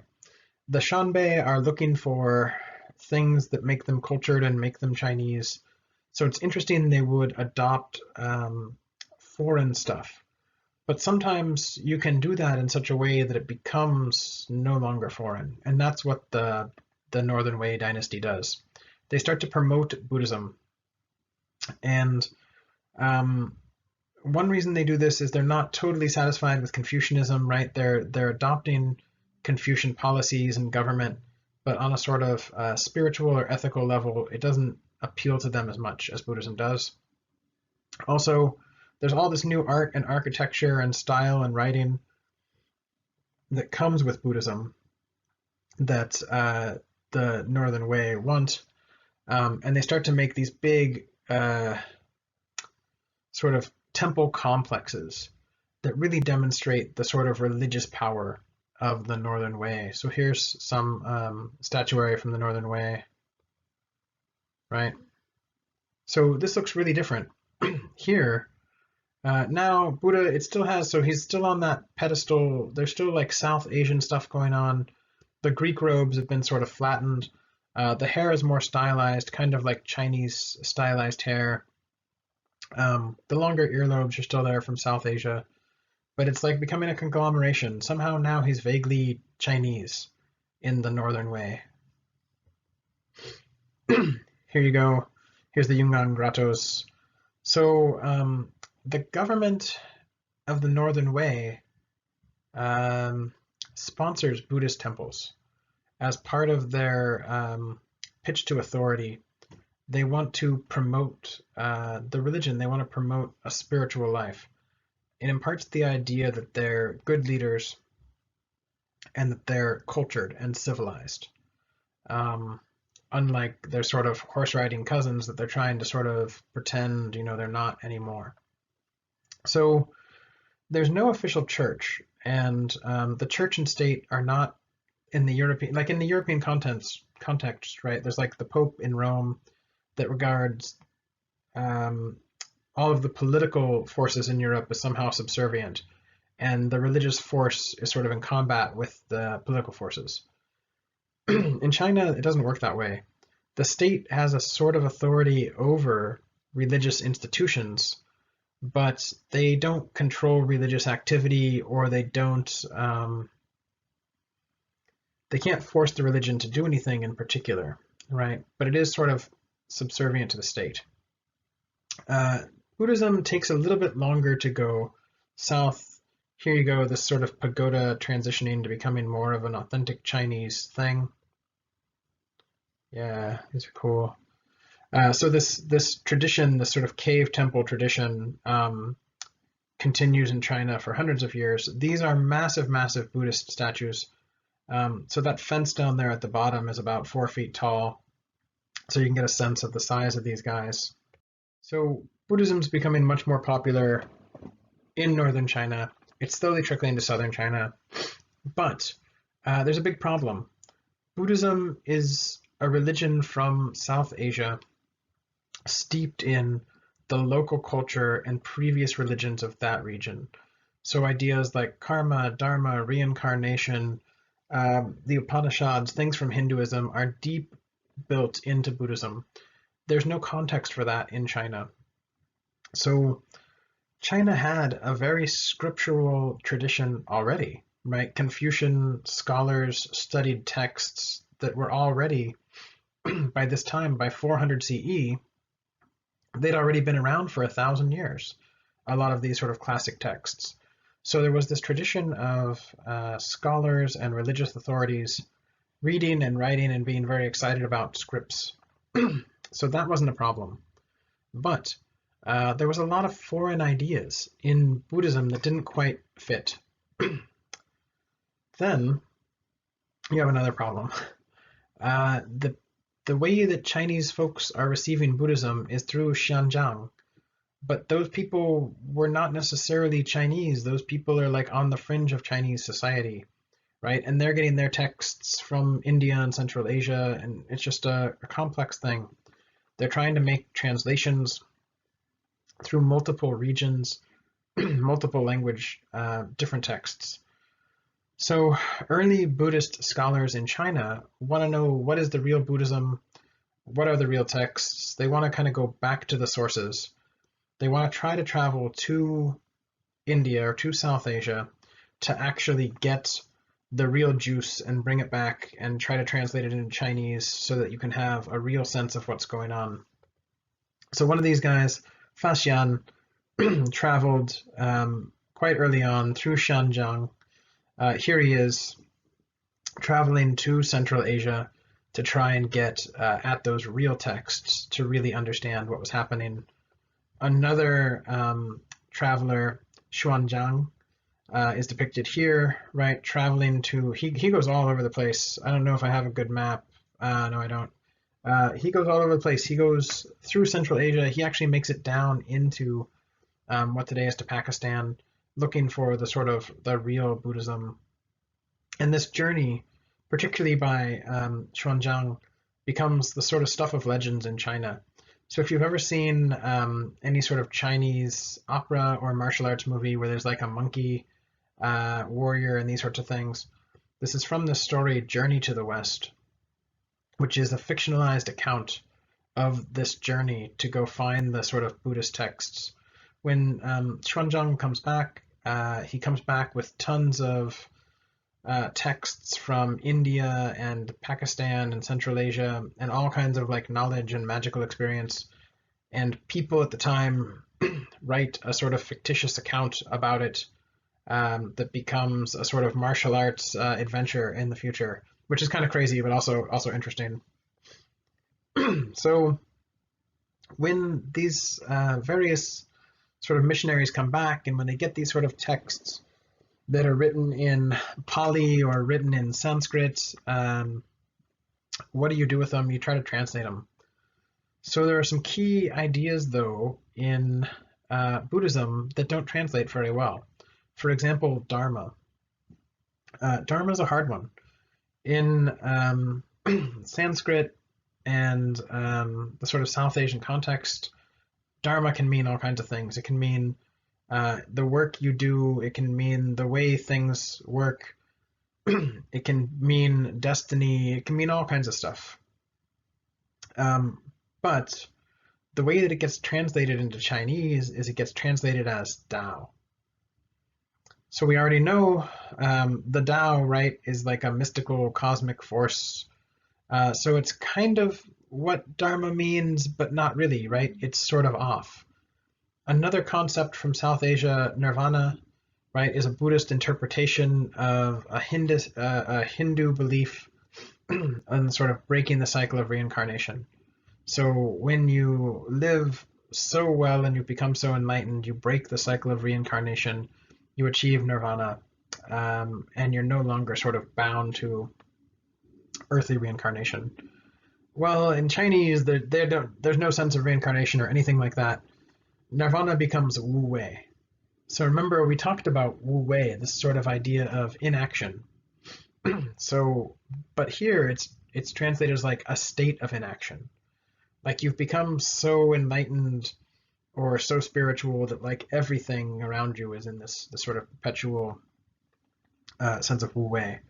The whole idea of reincarnation doesn't work either. The Chinese don't have a sense of karma and reincarnation, like that's not something that's there in Chinese culture. So instead, that gets reinterpreted to mean a promise of a better rebirth. So if you adhere to Buddhist principles, when you die, you'll be reborn in a sort of even better position. Maybe you'll be wealthier, sexier, funnier, whatever it is. And so you can work towards like a sort of better future. Now, this is a really different interpretation of reincarnation than South Asia. In South Asia, reincarnation is kind of a curse. In China, it's reinterpreted as an opportunity. So all of these things, when they go from one culture to another, you have to sort of change them. I mean, Buddhism, right, in American sort of culture, often people think of Buddhists, I think, as like very calm and meditating and yeah, calm, I guess, would be the word. But that doesn't really necessarily make sense in a South Asian tradition, for example, at all. Anywho, so why did people like it? Why did it become popular? The Chinese liked it because it had a sort of moral standard. You shouldn't lie, you shouldn't do harm. Things like this fit really well within the Confucian and the Taoist sort of models that were already there. It also provided a sort of hope. By the time that Buddhism arrives in China, there's this idea of reincarnation as promising you a better future. So that appealed to a lot of Chinese people, particularly since the Han Dynasty collapsed. When Buddhism is becoming popular, is this time of sort of chaos when a bunch of stuff is up in the air. So that sort of hope of a better future makes a lot of sense. Also, it's really intellectually sophisticated. The idea of meditation and reflection and all these different texts and all these different precepts works really well in terms of the Chinese sort of way philosophy and religion had worked already. That it was complicated and scriptural interpretation, they liked that. Also, ideas about karmic retribution set well with the Chinese. Like if you do good things will happen to you. If you do bad things will happen. That fits really nicely into Confucianism, right? And we've already seen some of that in your readings. If you do this, good things will happen. If you do this, bad things will happen. So that's part of the appeal that Buddhism had. Here you are, you're totally enlightened. So what did Buddhism actually look like in China? By about 500 CE, it's very popular. And not just in northern China in the northern way, but it's becoming more and more popular in the south as well. It starts to mix with Confucian and Taoist ideas. So now, I think most Americans anyway, see religion in a very singular way. You're either Christian or Jewish or Muslim or Hindu or whatever. But at this time, and still today to a large extent in East Asia, you don't have to just be one religion, and there's no reason that they can't all overlap. So Confucian scholars would practice, Taoist rituals and magic sometimes, and then they would also practice Buddhist ways of thinking as well. So the sort of Four Noble Truths and the Eightfold Path and really particular aspects of Buddhist meditation kind of drifted off. But the types of Buddhism that people in China really liked were more about the sort of compassion and sort of love thy neighbor sort of thing. The ideas about karma, that when you do good things happen to you, and vice versa. And ideas about becoming enlightened and sort of gaining a lot of wisdom through meditative practice. That became the sort of central idea of Buddhism in China. So this makes sense. It fits really well with other things that were already going on in China. And just like everywhere, people took the ideas and aspects that appealed to them, they highlighted those. The things that didn't quite work in Chinese culture just sort of disappeared. So this leads to a number of new schools of thought and writings that developed specifically in China about Buddhism. One thing that appears really quickly is lots and lots of new texts. So maybe about a third of all the Chinese Buddhist texts are apocryphal. That means they developed in China. They were not, sermons of the Buddha. They were not out of Buddha's time or something. They're created in China. And this isn't a problem per se. This is totally true for lots of Christian religious texts and everything else as well. But it does mean that something new was developing in China. And this led to the development of different schools. So for example, you have the Tiantai school, or Tendai in Japan. So all of these have like a Chinese name and a Buddhist name. These schools all have slightly different applications. Tendai is still quite popular in Japan, and Tiantai is mildly popular in China. This is the sort of Buddhism that's practiced at the Shaolin Temple, for example. It's a pretty straightforward Mahayana version of Buddhism, the one that develops there in China. Nothing in particular like crazy about it. Here's a Tendai practitioner, right? So it's very scriptural. It's heavy on meditation. It's heavy on personal sort of development within the church. Another, and by church I don't mean an organized church, I mean like the Sangha, like the community of Buddhist practitioners. Another system that develops is the Pure Land Buddhism, or Amida Buddhism, or the Buddha of the Western Paradise, all these sorts of concepts. Basically, the idea is that all of the precepts boil down to whether or not you believe. And if you believe enough, Buddha acts as a sort of savior deity.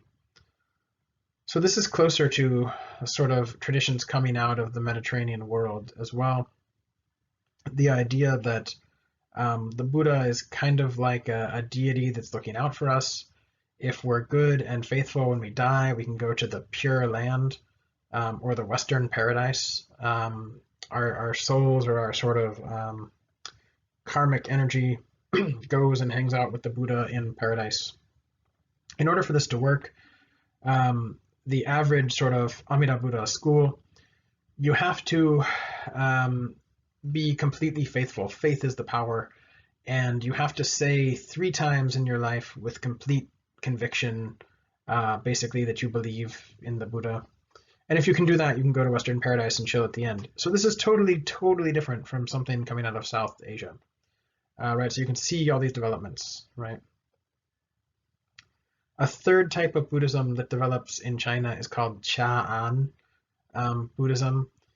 So that apostrophe in there breaks it up, so it's not Chan, it's Cha'an. This becomes Zen in Japan. So this Buddhism is it is a type of Mahayana Buddhism, but it's also esoteric.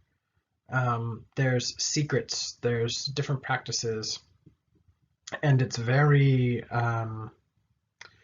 internal and intellectualized.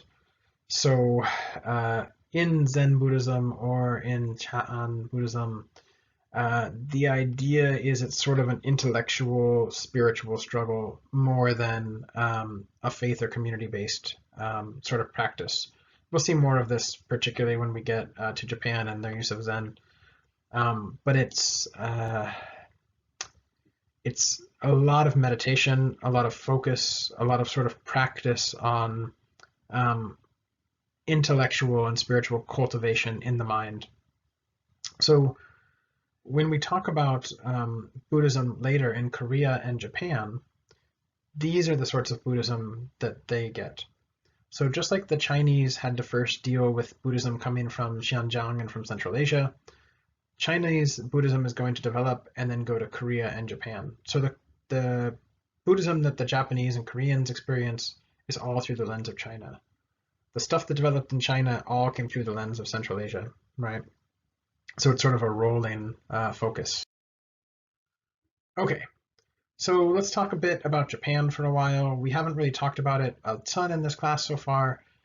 In large part, that's because Japan is just a little bit later than China in its development in terms of where it is. And also a lot of stuff first develops in China and then arrives in Japan later. So let's get into it. Let's talk about the early sort of complex civilizations in Japan. So we talked about the Neolithic period in Japan and the pottery there, right? Some of the earliest pottery in the world and the sort of Jomon period that goes on for a really, really long time. But as the Jomon period comes to an end, you start to see something different. It's a whole change in the sort of demographics of Japan, who the people are, where they come from. Clearly something happened. Around 300 BCE-ish, there's just this large genetic shift where the people in Japan change. It's hard to say exactly what happened. There seems to be a lot of people coming from Korea, or maybe just certain groups within Japan became sort of more successful, or maybe they migrated to other parts of Japan, becoming different people. It's a little bit unclear. The sort of start of the Yayoi period is not as well known as we would like. But we know that the population in Western Japan grew tremendously. And so you can sort of see on this map, the red area, this is the sort of part of Japan we're talking about. We're not going to talk about the whole sort of archipelago here. We're talking about the main sort of complex society region that we can speak about with a little bit more knowledge. In sort of northern Japan, we'll have to get to that a little bit later. We don't really know as much as we would like. So along with these new sort of people, new technology and techniques came into Japan. So the first and sort of probably most important was wet rice farming. This, remember, originated either in Southeast Asia or southern China. By the Yayoi period, it's coming into the archipelago, and this provides a ton of calories. All of the calories are able to sustain a larger population, right? There's a demographic circle, basically more food equals more people equals more farmers make more food, and you just kind of go around like that. Also, during this period, Japan gets metal. So unlike other places that develop metal sort of on their own, and that go through a process, typically bronze and then iron, and although not always, Japan gets both iron and bronze at the same time via Korea. So the Chinese have developed bronze, then they developed iron. Those technologies traveled to Korea, and then they traveled to Japan.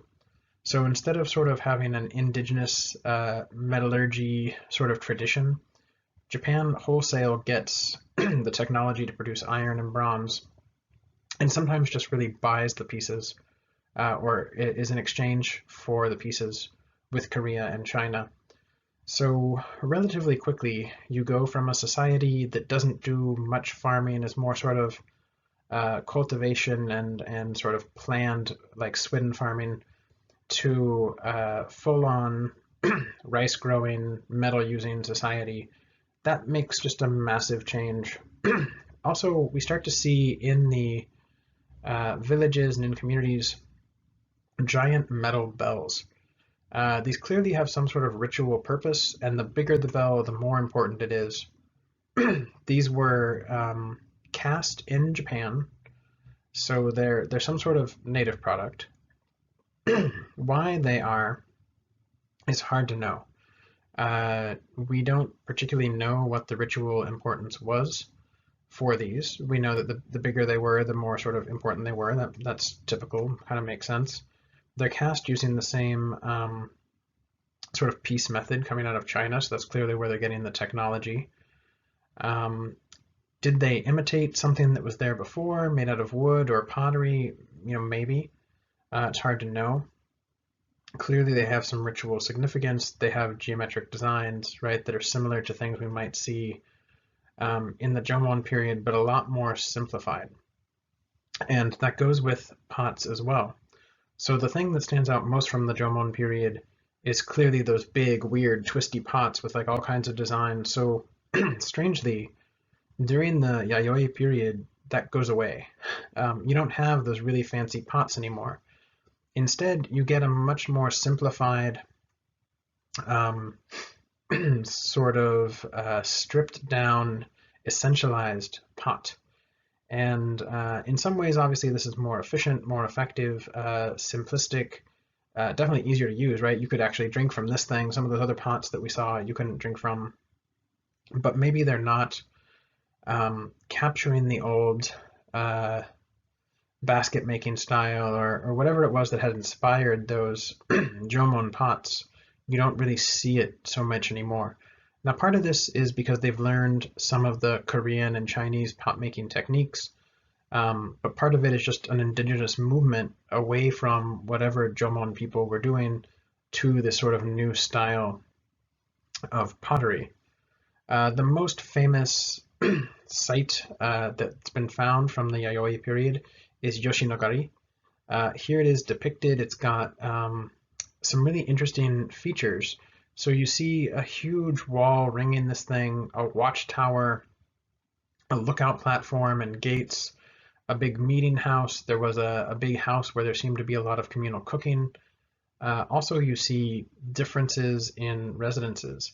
So some of the residences are quite spectacular. They're raised, they're really big. Some of the houses are pretty small and poor looking.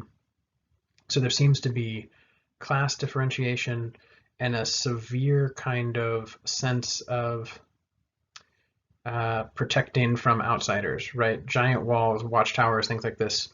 We see a little bit of this right at the end of the Jomon period, but this is really much more extreme.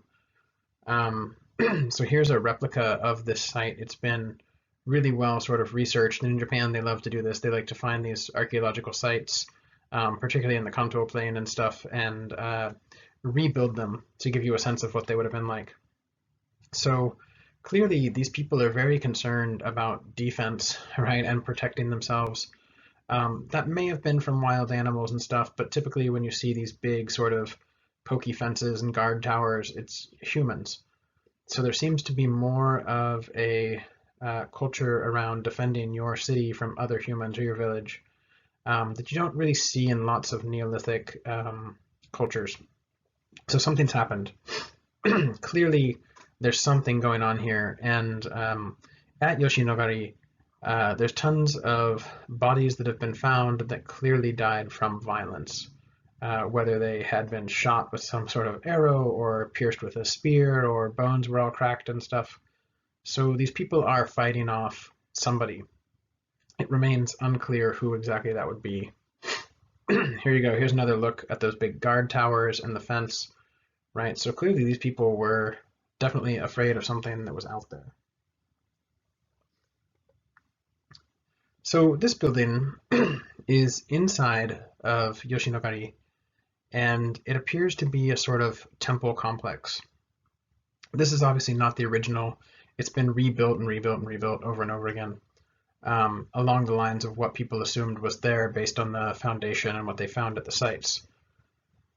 And some people have argued that you can see the sort of earliest roots of Shintoism in these buildings and in these communal spaces. They hint at a sort of sense of spirituality in the architecture, and maybe we're a common public temple of some kind. Now, we don't know that for sure. They're just sort of guessing by what was found in them and what their apparent use seems to be. But some people have argued that you can look at Yoshinogari and other places they found, and you can see the sort of early remnants of some sort of Shinto religion or philosophy developing. Of course, in Yayoi, we don't see this. There's clay figurines that seems to be sort of monsters and deities and people, but it's not quite what we would associate with Shintoism, right? So here you have something slightly more developed. So near the end of this Yayoi period, we get some really interesting state formations, and we start to see something that we can sort of point to and be like, aha, maybe this is the first sort of Japanese state or dynasty or something like that, if you like. It's called Yamatai. So basically, there were these Wa people. So this is from Chinese texts. And essentially, the Chinese wrote about these Wa people, which basically means dwarves, by the way. It's a pejorative term. Out there in the east, in the sea, and they were short and rude and all this sort of stuff. And the Chinese, were like, oh, okay, another group of people that sends tribute to us or has learned from us or something like this. But near the end of the Yayoi period, a sort of confederation of all of these different Wa tribes comes together and is led by a woman named Himiko, who is always depicted as a sort of shaman princess. So here on this map, you can see basically the different sort of islands in Japan and how close they are to Korea. So these Wa people like maybe were influenced by Korea at this time. Maybe that's where this confederation is coming from. It's super hard to know, and it's definitely tied up in Japanese nationalism. But that area at the end of the blue there labeled Kinkai, this is kind of where it's thought to be the sort of center of this Wa confederation. We don't really know what the state looked like or what Yamatai looked like. So Himiko, who traditionally is said to have reigned from 189 to 248, first of all, that's a really long time, seems to have organized a bunch of these different Wa communities together into one sort of state. From the Chinese perspective, they were kind of confused. They said there's this woman who's a ruler who's organized all of these different Wa tribes and rules over them. So here she is depicted in a sort of cartoonish form. There's no material from the actual time in Japan that can tell us who Himiko was or how she came to power. There's a tradition about her ruling. You see next to her this male figure. There's a tradition of sort of Japanese women ruling, but with like a male accomplice. Anyway, we'll see more of that. During her reign, she sent 4 different emissaries to China, to the Wei dynasty. So Himiko was engaging in sort of international politics, if you will, or trying to get her state somehow recognized by the Chinese. Now, the Wei dynasty saw themselves as the natural, real, legitimate rulers of China, but of course, in southern China, they didn't like that. They thought the Wei were like northern weirdos, right? So there's conflicting accounts of what happened. We don't know much about her reign or what happened during her reign, but she was said to be buried in a large mound-shaped tomb. And this is really interesting because we start to see these mound-shaped tombs right around this time, and we don't really have a good explanation for them or what they are. And then, all of a sudden, all of the records stop. So there's this new state, the Yamatai, led by Himiko. We see just like a little brief glimpse in the Chinese sources and in the Japanese sources, and then there's just really very, very few records or sources in Japan, period, for about 150 years. During that time, we know some information because we have archaeological records, but writings about Japan from China kind of stop. Again, this is during that sort of chaotic time in China where they're not necessarily paying attention to all the other kingdoms around them and stuff. So our information is somewhat limited. This is said to be the seal from Himiko, basically, like the Chinese gave her to justify her rule or something. Who knows if that's really true? But it appears that China did sort of recognize Himiko as the ruler of the Wa people, this sort of princess. Whether that's real or not, or whether that came later, is very debatable. Here's a mock-up of what the Yamatai Palace was like. This is really sort of imaginary stuff here. This is deeply tied to Japanese nationalism, and it's like one of the first like all Japanese states or something. So a lot of Japanese people are really invested in this narrative, but it's hard to find great evidence for it. We know like a tantalizing little bit about it, and the rest you have to kind of fill in the blanks, right? This is how Himiko is sometimes depicted today, right? There are no depictions of her from the time. So you can see a very positive depiction of her, right, as like a strong, wise leader bringing the Japanese people together for the first time. This is where she's said to be buried in a giant mound tomb. Does that look like anything to you?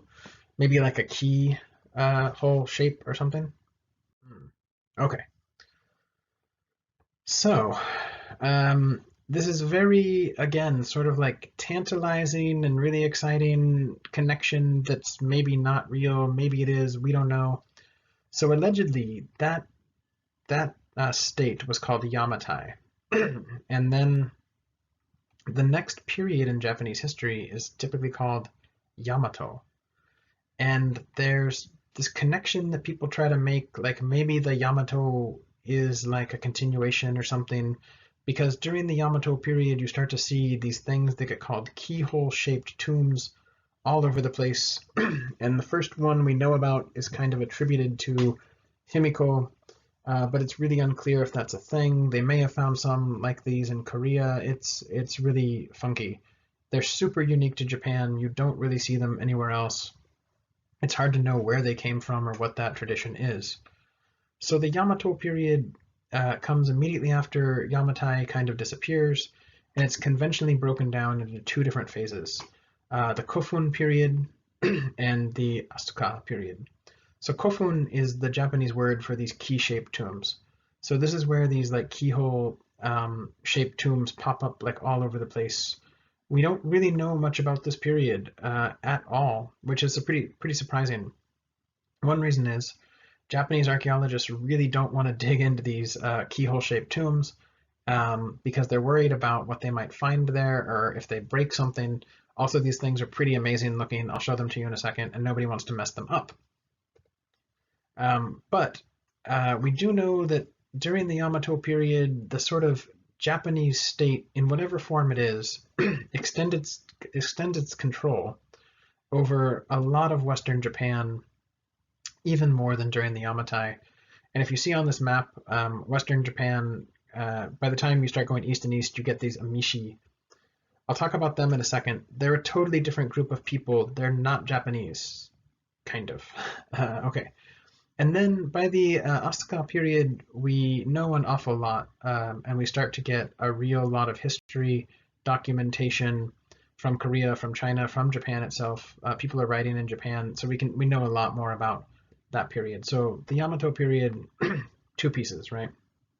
The first half, less well known, the second half, a lot more well known. So this Kofun period, it's named after these keyhole-shaped tombs. So here is one, and you can kind of get a sense of why archaeologists wouldn't want to destroy this. It's set within a modern city, and you can see the just amazing size of this. So this is a tomb for a Japanese ruler from this time. We just don't know why they did it, why they built these, what was it, the religious significance, what was going on, we don't know. There seems to be some strong influence from Korea. And at times people have even argued that basically there might have been one state between Western Japan and Southern Korea that sort of had a shared cultural milieu or whatever. It's possible that the Wa people colonized parts of Korea, or that Korean people colonized parts of the Wa Confederation. We really don't know. But we do know that there's the emergence of this Yamato clan as the imperial authority. So there's some sort of imperial structure forming where there's a ruling family that calls itself Yamato. Underneath the Yamato, there's lots of other important, powerful families because they're rich, because they have lots of land, because they have big militaries. These families are called Uji. You can see it over here, UGI. So all of these different Uji houses are fighting for supremacy underneath the Yamato. So the Yamato is sort of the imperial leadership, and then all the other families are scrapping for who's going to be in charge of all the sort of provincial areas or sort of areas underneath the main sort of leadership of the state. We also know at this time there's tons of migrants and immigrants from Korea and China entering Japan. Here's another one of those key-shaped tombs for you in the fall, so it's got lots of beautiful colors on it. Here's the biggest sort of complex of them. So you can see they're huge, right? And the Japanese government has left them and sort of built cities around them. It's pretty incredible. So how do we know there were lots of migrants from Korea and China during this time? We can see it in the physical record. So for example, there's a lot of bronze objects turned up like this. This is the back of a mirror, right? So you have a bronze object, you just polish one side really, really hard, and it actually takes on a sort of mirrored image. And then the back you make ornate like this. Also, silk production comes to Japan at this time, and the people in Japan who made bronze and made silk were immigrants. So there's a sort of immigrant knowledge that's coming to Japan, and then those people continue to do their crafts, their skills in Japan. We also see something kind of unique to Japan at this time that may be related to those figurines we saw during the Jomon period. It's really hard to say. They're called Haniwa figurines or figures. So here they are. They're like porcelain or clay. They're not porcelain. They're clay. They're terracotta figurines that have different shapes. They depict animals. They depict people. These ones in particular look Korean to me. Like those hats and the sort of tunics these people are wearing look very Korean. That's been pointed out as maybe some sort of connection. Other ones look like this. Clearly a warrior or a soldier. They depict the armor, they depict the clothing. But it's hard to say exactly what these guys are. Also, during this time, we know there are tons of tributary missions to China. So the Chinese records start to get better during this period. That initial Three Kingdoms chaos is kind of ending. And we start to get a sense of their relationship. The Chinese government, or various governments, lists the Wa people as, barbarians that are somewhat civilized, that send tributary missions to the state and sort of ask for a beneficial relationship with China, right? Where China is sort of the superior state or more powerful state. So what I told you before was the first half of this period we don't know very much. The second half we know a lot. The second half is called the Asuka period. So you can see we're getting quite up there in time, right? So 538 to 710 CE now. So this is kind of closer to the end of the time period we looked at in China. And we see a lot of changes during this time. So these big changes are also what help us know about the period, though. For example, in 538, a Korean ally to Yamato, maybe the Shilla kingdom, it's not quite clear, sent the first Buddhist scriptures to the Yamato court. So Koreans had started to get Buddhist ideas and scripture from China. They thought it was important. They're incorporating it into their imperial families and structures. They passed this knowledge on to Japan. In particular, one of the Uji, the Soga clan, becomes super excited about Buddhism and promotes it. They become the main patrons of the faith in the Yamato, amongst the Yamato elite. Also during this time, a ton of stuff is coming from China to Japan via Korea, and it's just sucked up by the Yamato elite that are forming a sort of state and a sort of central authority. So these elite gobble up the Chinese language, government, writing, culture, clothing. All of this stuff is seen as more legitimate, more authoritative,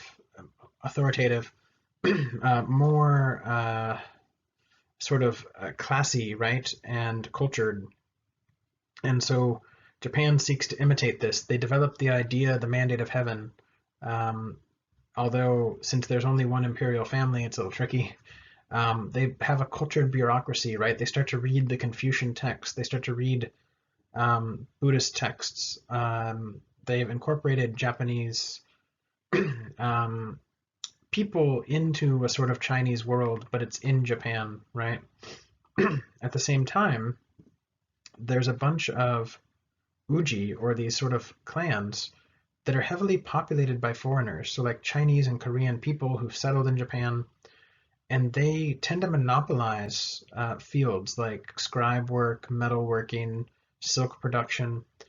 But they're not just a bunch of immigrants living in Japan making money and stuff like that. They're still under the watchful eye of the sort of central government, of the Yamato clan that's developed to the extent that they can be, right? There's some sort of unifying kingdom developing with a lot of foreigners in it, but those foreigners are still somewhat beholden to the state, even though they're allowed to do their own thing and they sort of control certain industries.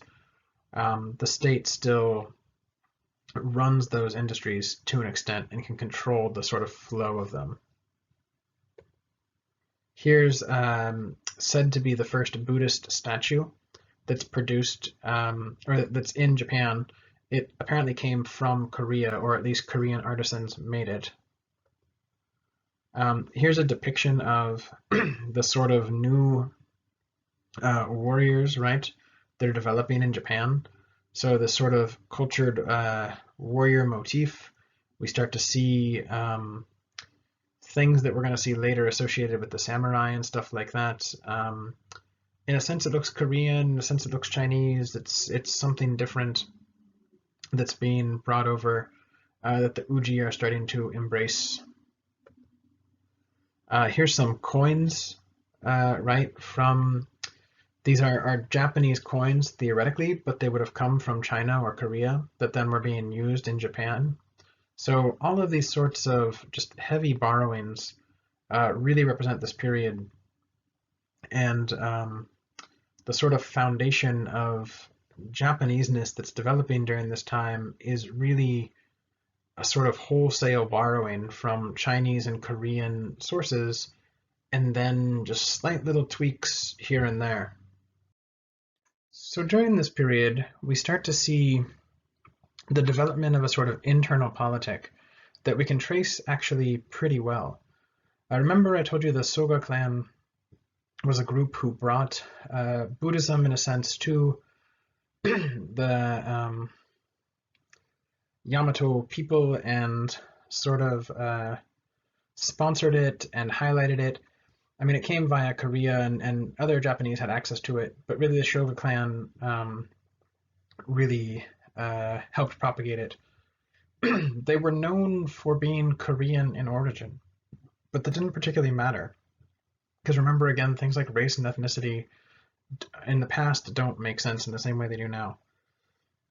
These people were considered, obviously, part of their communities in Japan. So the clan had grown really powerful, partially because of these connections with Korea and China, and um, because of the sort of authority and legitimacy they got in part by sponsoring Buddhism that became popular in Japan. So these clans were always fighting against each other. The Soga was pretty successful, and with that success, they sort of parlayed it into marrying into the imperial line. So there's that head household, the Yamato household, that's like the imperial family of Japan. But one family can't actually propagate itself. It doesn't work that way, right? So you have to marry into the imperial line. So the Soga took great pains to make sure their children, grandchildren, great-grandchildren, whenever possible, married into the imperial line. And this gave them a lot of power, but not enough. So in 592, the head of the Soga clan arranged for the assassination of the emperor. Crazy, eh? Why did he do this? Well, he wanted to install his own family into power, right? Suiko. So after this assassination was arranged, the Soga clan put their sort of heir on the throne into power. So if you thought Japan had an unbroken line of male heirs, that's total nationalistic garbage. It doesn't even line up with what they believe when they actually tell you about all the the different regions and everything. Anyway, so Empress Suiko ruled for quite a long time, 592 to 628. She was the 33rd ruler, and she was the first of 8 women that we know about in the record. The way the Japanese nationalists get around this is they say she actually ruled with the Prince Shotoku. So again, this tradition of like powerful women who actually rule, but next to a man who is sort of maybe given credit or maybe seen as the real ruler. So here he is. Here's Prince Shotoku. So during this sort of joint rule of Empress Suiko and the Prince Shotoku, the Soga clan really increased the relationship between China and Japan. And they built a new capital at Asuka. So this is where you get the term, the Asuka period, right? It's just where the capital is. Also, they built a giant temple, the Horyuji in Nara. Horyuji. That one's a tough one for me anyway. The Horyujin, was this huge sort of legendary temple in Nara that we're going to see. The construction of it was pretty amazing. Do I have a good picture? Yeah, here you go. Horyujin in Nara. So this is sort of an official state-level sponsorship of Buddhism from the new sort of imperial family. It's connecting the imperial family to the not only the sort of the religion, but also the power that comes from these religious faiths and organizations. It's not just one temple either. It's like a sort of complex. It's a whole hill that's gets devoted to Buddhism, and all kinds of different buildings are on it and stuff like this. Also, under Prince Shotoku, you get the 17-article constitution, which is one of the earliest sort of depictions of what Japanese people ought to do. Yeah, this is inside the temple. This very famous wooden artwork depicting the Buddha. So here you have a lot of elements remaining from South Asia, but also mixed with elements from China, but also mixed with something new and Japanese, right? So a sort of different type of Buddhism that we haven't seen before is starting to emerge in Japan. Here's that 17-article constitution. They talk about it a bit in the book. It's certainly not a constitution in any sense like in the United States or something like offering freedoms, but it does outline the sort of rules for a state and how at least the elites within the state should operate and what sort of rights and responsibilities they have, in a sense, the sort of basis for law anyway during the time. And Empress Suiko and Prince Shotoku also started to try to rein in the other families. So much in the way the Shoga clan had come to power and even killed the emperor to ensure that their clan was number one and their family was actually the imperial family, they're kind of crossing over. They wanted to make sure other families didn't do that. So how do you control the Uji? Well, you might start to make rules about who can have armies. You might start to make rules about who can conduct trade. And this is exactly what happens. So as that state is forming, and you get a very clear sort of emergence of an imperial line and a central family and this Yamato state who now has, competing families and a culture coming from China and a new sort of capital, and they're building on the sort of Chinese ideas of government and empire. There's a sort of other people that are still there. We don't know a ton about them. And what we do know is from the perspective of the Japanese who hated them. So there's a reading on the Emishi. It's from the very end of this period that we're looking at, and it's sort of like what happens to the Emishi in the end. But they were an entirely different culture and people. They appear to have spoken a different language, maybe. They were horse riding people. They wore different clothes. They engaged in different cultural practices. These are not Ainu people, though. Some people say, well, these are just the Ainu and they got pushed into Hokkaido and something, but that's not really the consensus. They only appear in the historical record near the end of the Yamato period. We don't really know about them. The Yamato start to expand their empire, and they start to build forts and outposts in the forests and like the hinterland of their territory, and that's when they start to come into conflict with the Emishi, because that's where the Emishi are. The Emishi were known for being really mobile, really lots of fast and light cavalry. They were mounted archers. They had a really amazing abilities with the bow and arrow. They could get somewhere really quickly on the horses. They could escape very quickly. They were very threatening to the Yamato people. They saw them as these sort of hairy barbarians that lived in the forest and were sort of amazing warriors. And they start to get depicted as sort of the opposite of civilized people. So as the Yamato are borrowing all this stuff from Japan or from China and sort of depicting themselves almost as Chinese, the Emishi become a sort of anti-Japanese people. But what's interesting is the Japanese are going to steal a bunch of their stuff. The samurai, for example, take the Emishi horse and bow and sword and use it, right? So we're going to see them again. Here's a depiction of the Emishi. You can see they're depicted as having weird clothes and lots of facial hair. And in this picture anyway, being sort of submissive or diminutive in regards to the Japanese. Again, we don't really know a lot about these people. Were these other immigrants? Were these other native peoples to Japan? We don't know. There's a lot of interesting research on it. Most of it's in Japanese, so it's pretty inaccessible. I gave you that one article. If you're interested in it, you can try and find out a little bit more. We will see them again because the Japanese military is going to eventually destroy these people. In order to do that, they adopt all of these people's weapons and technologies. So we'll see how that sort of leads towards the development of the samurai a little bit later. Okay, so we talked an awful lot about this sort of chaos in China, this cosmopolitan era, the development of Buddhism, some stuff in Japan for the first kind of few complex societies, and the sort of development of an empire in Japan that seems to be creating a united kingdom.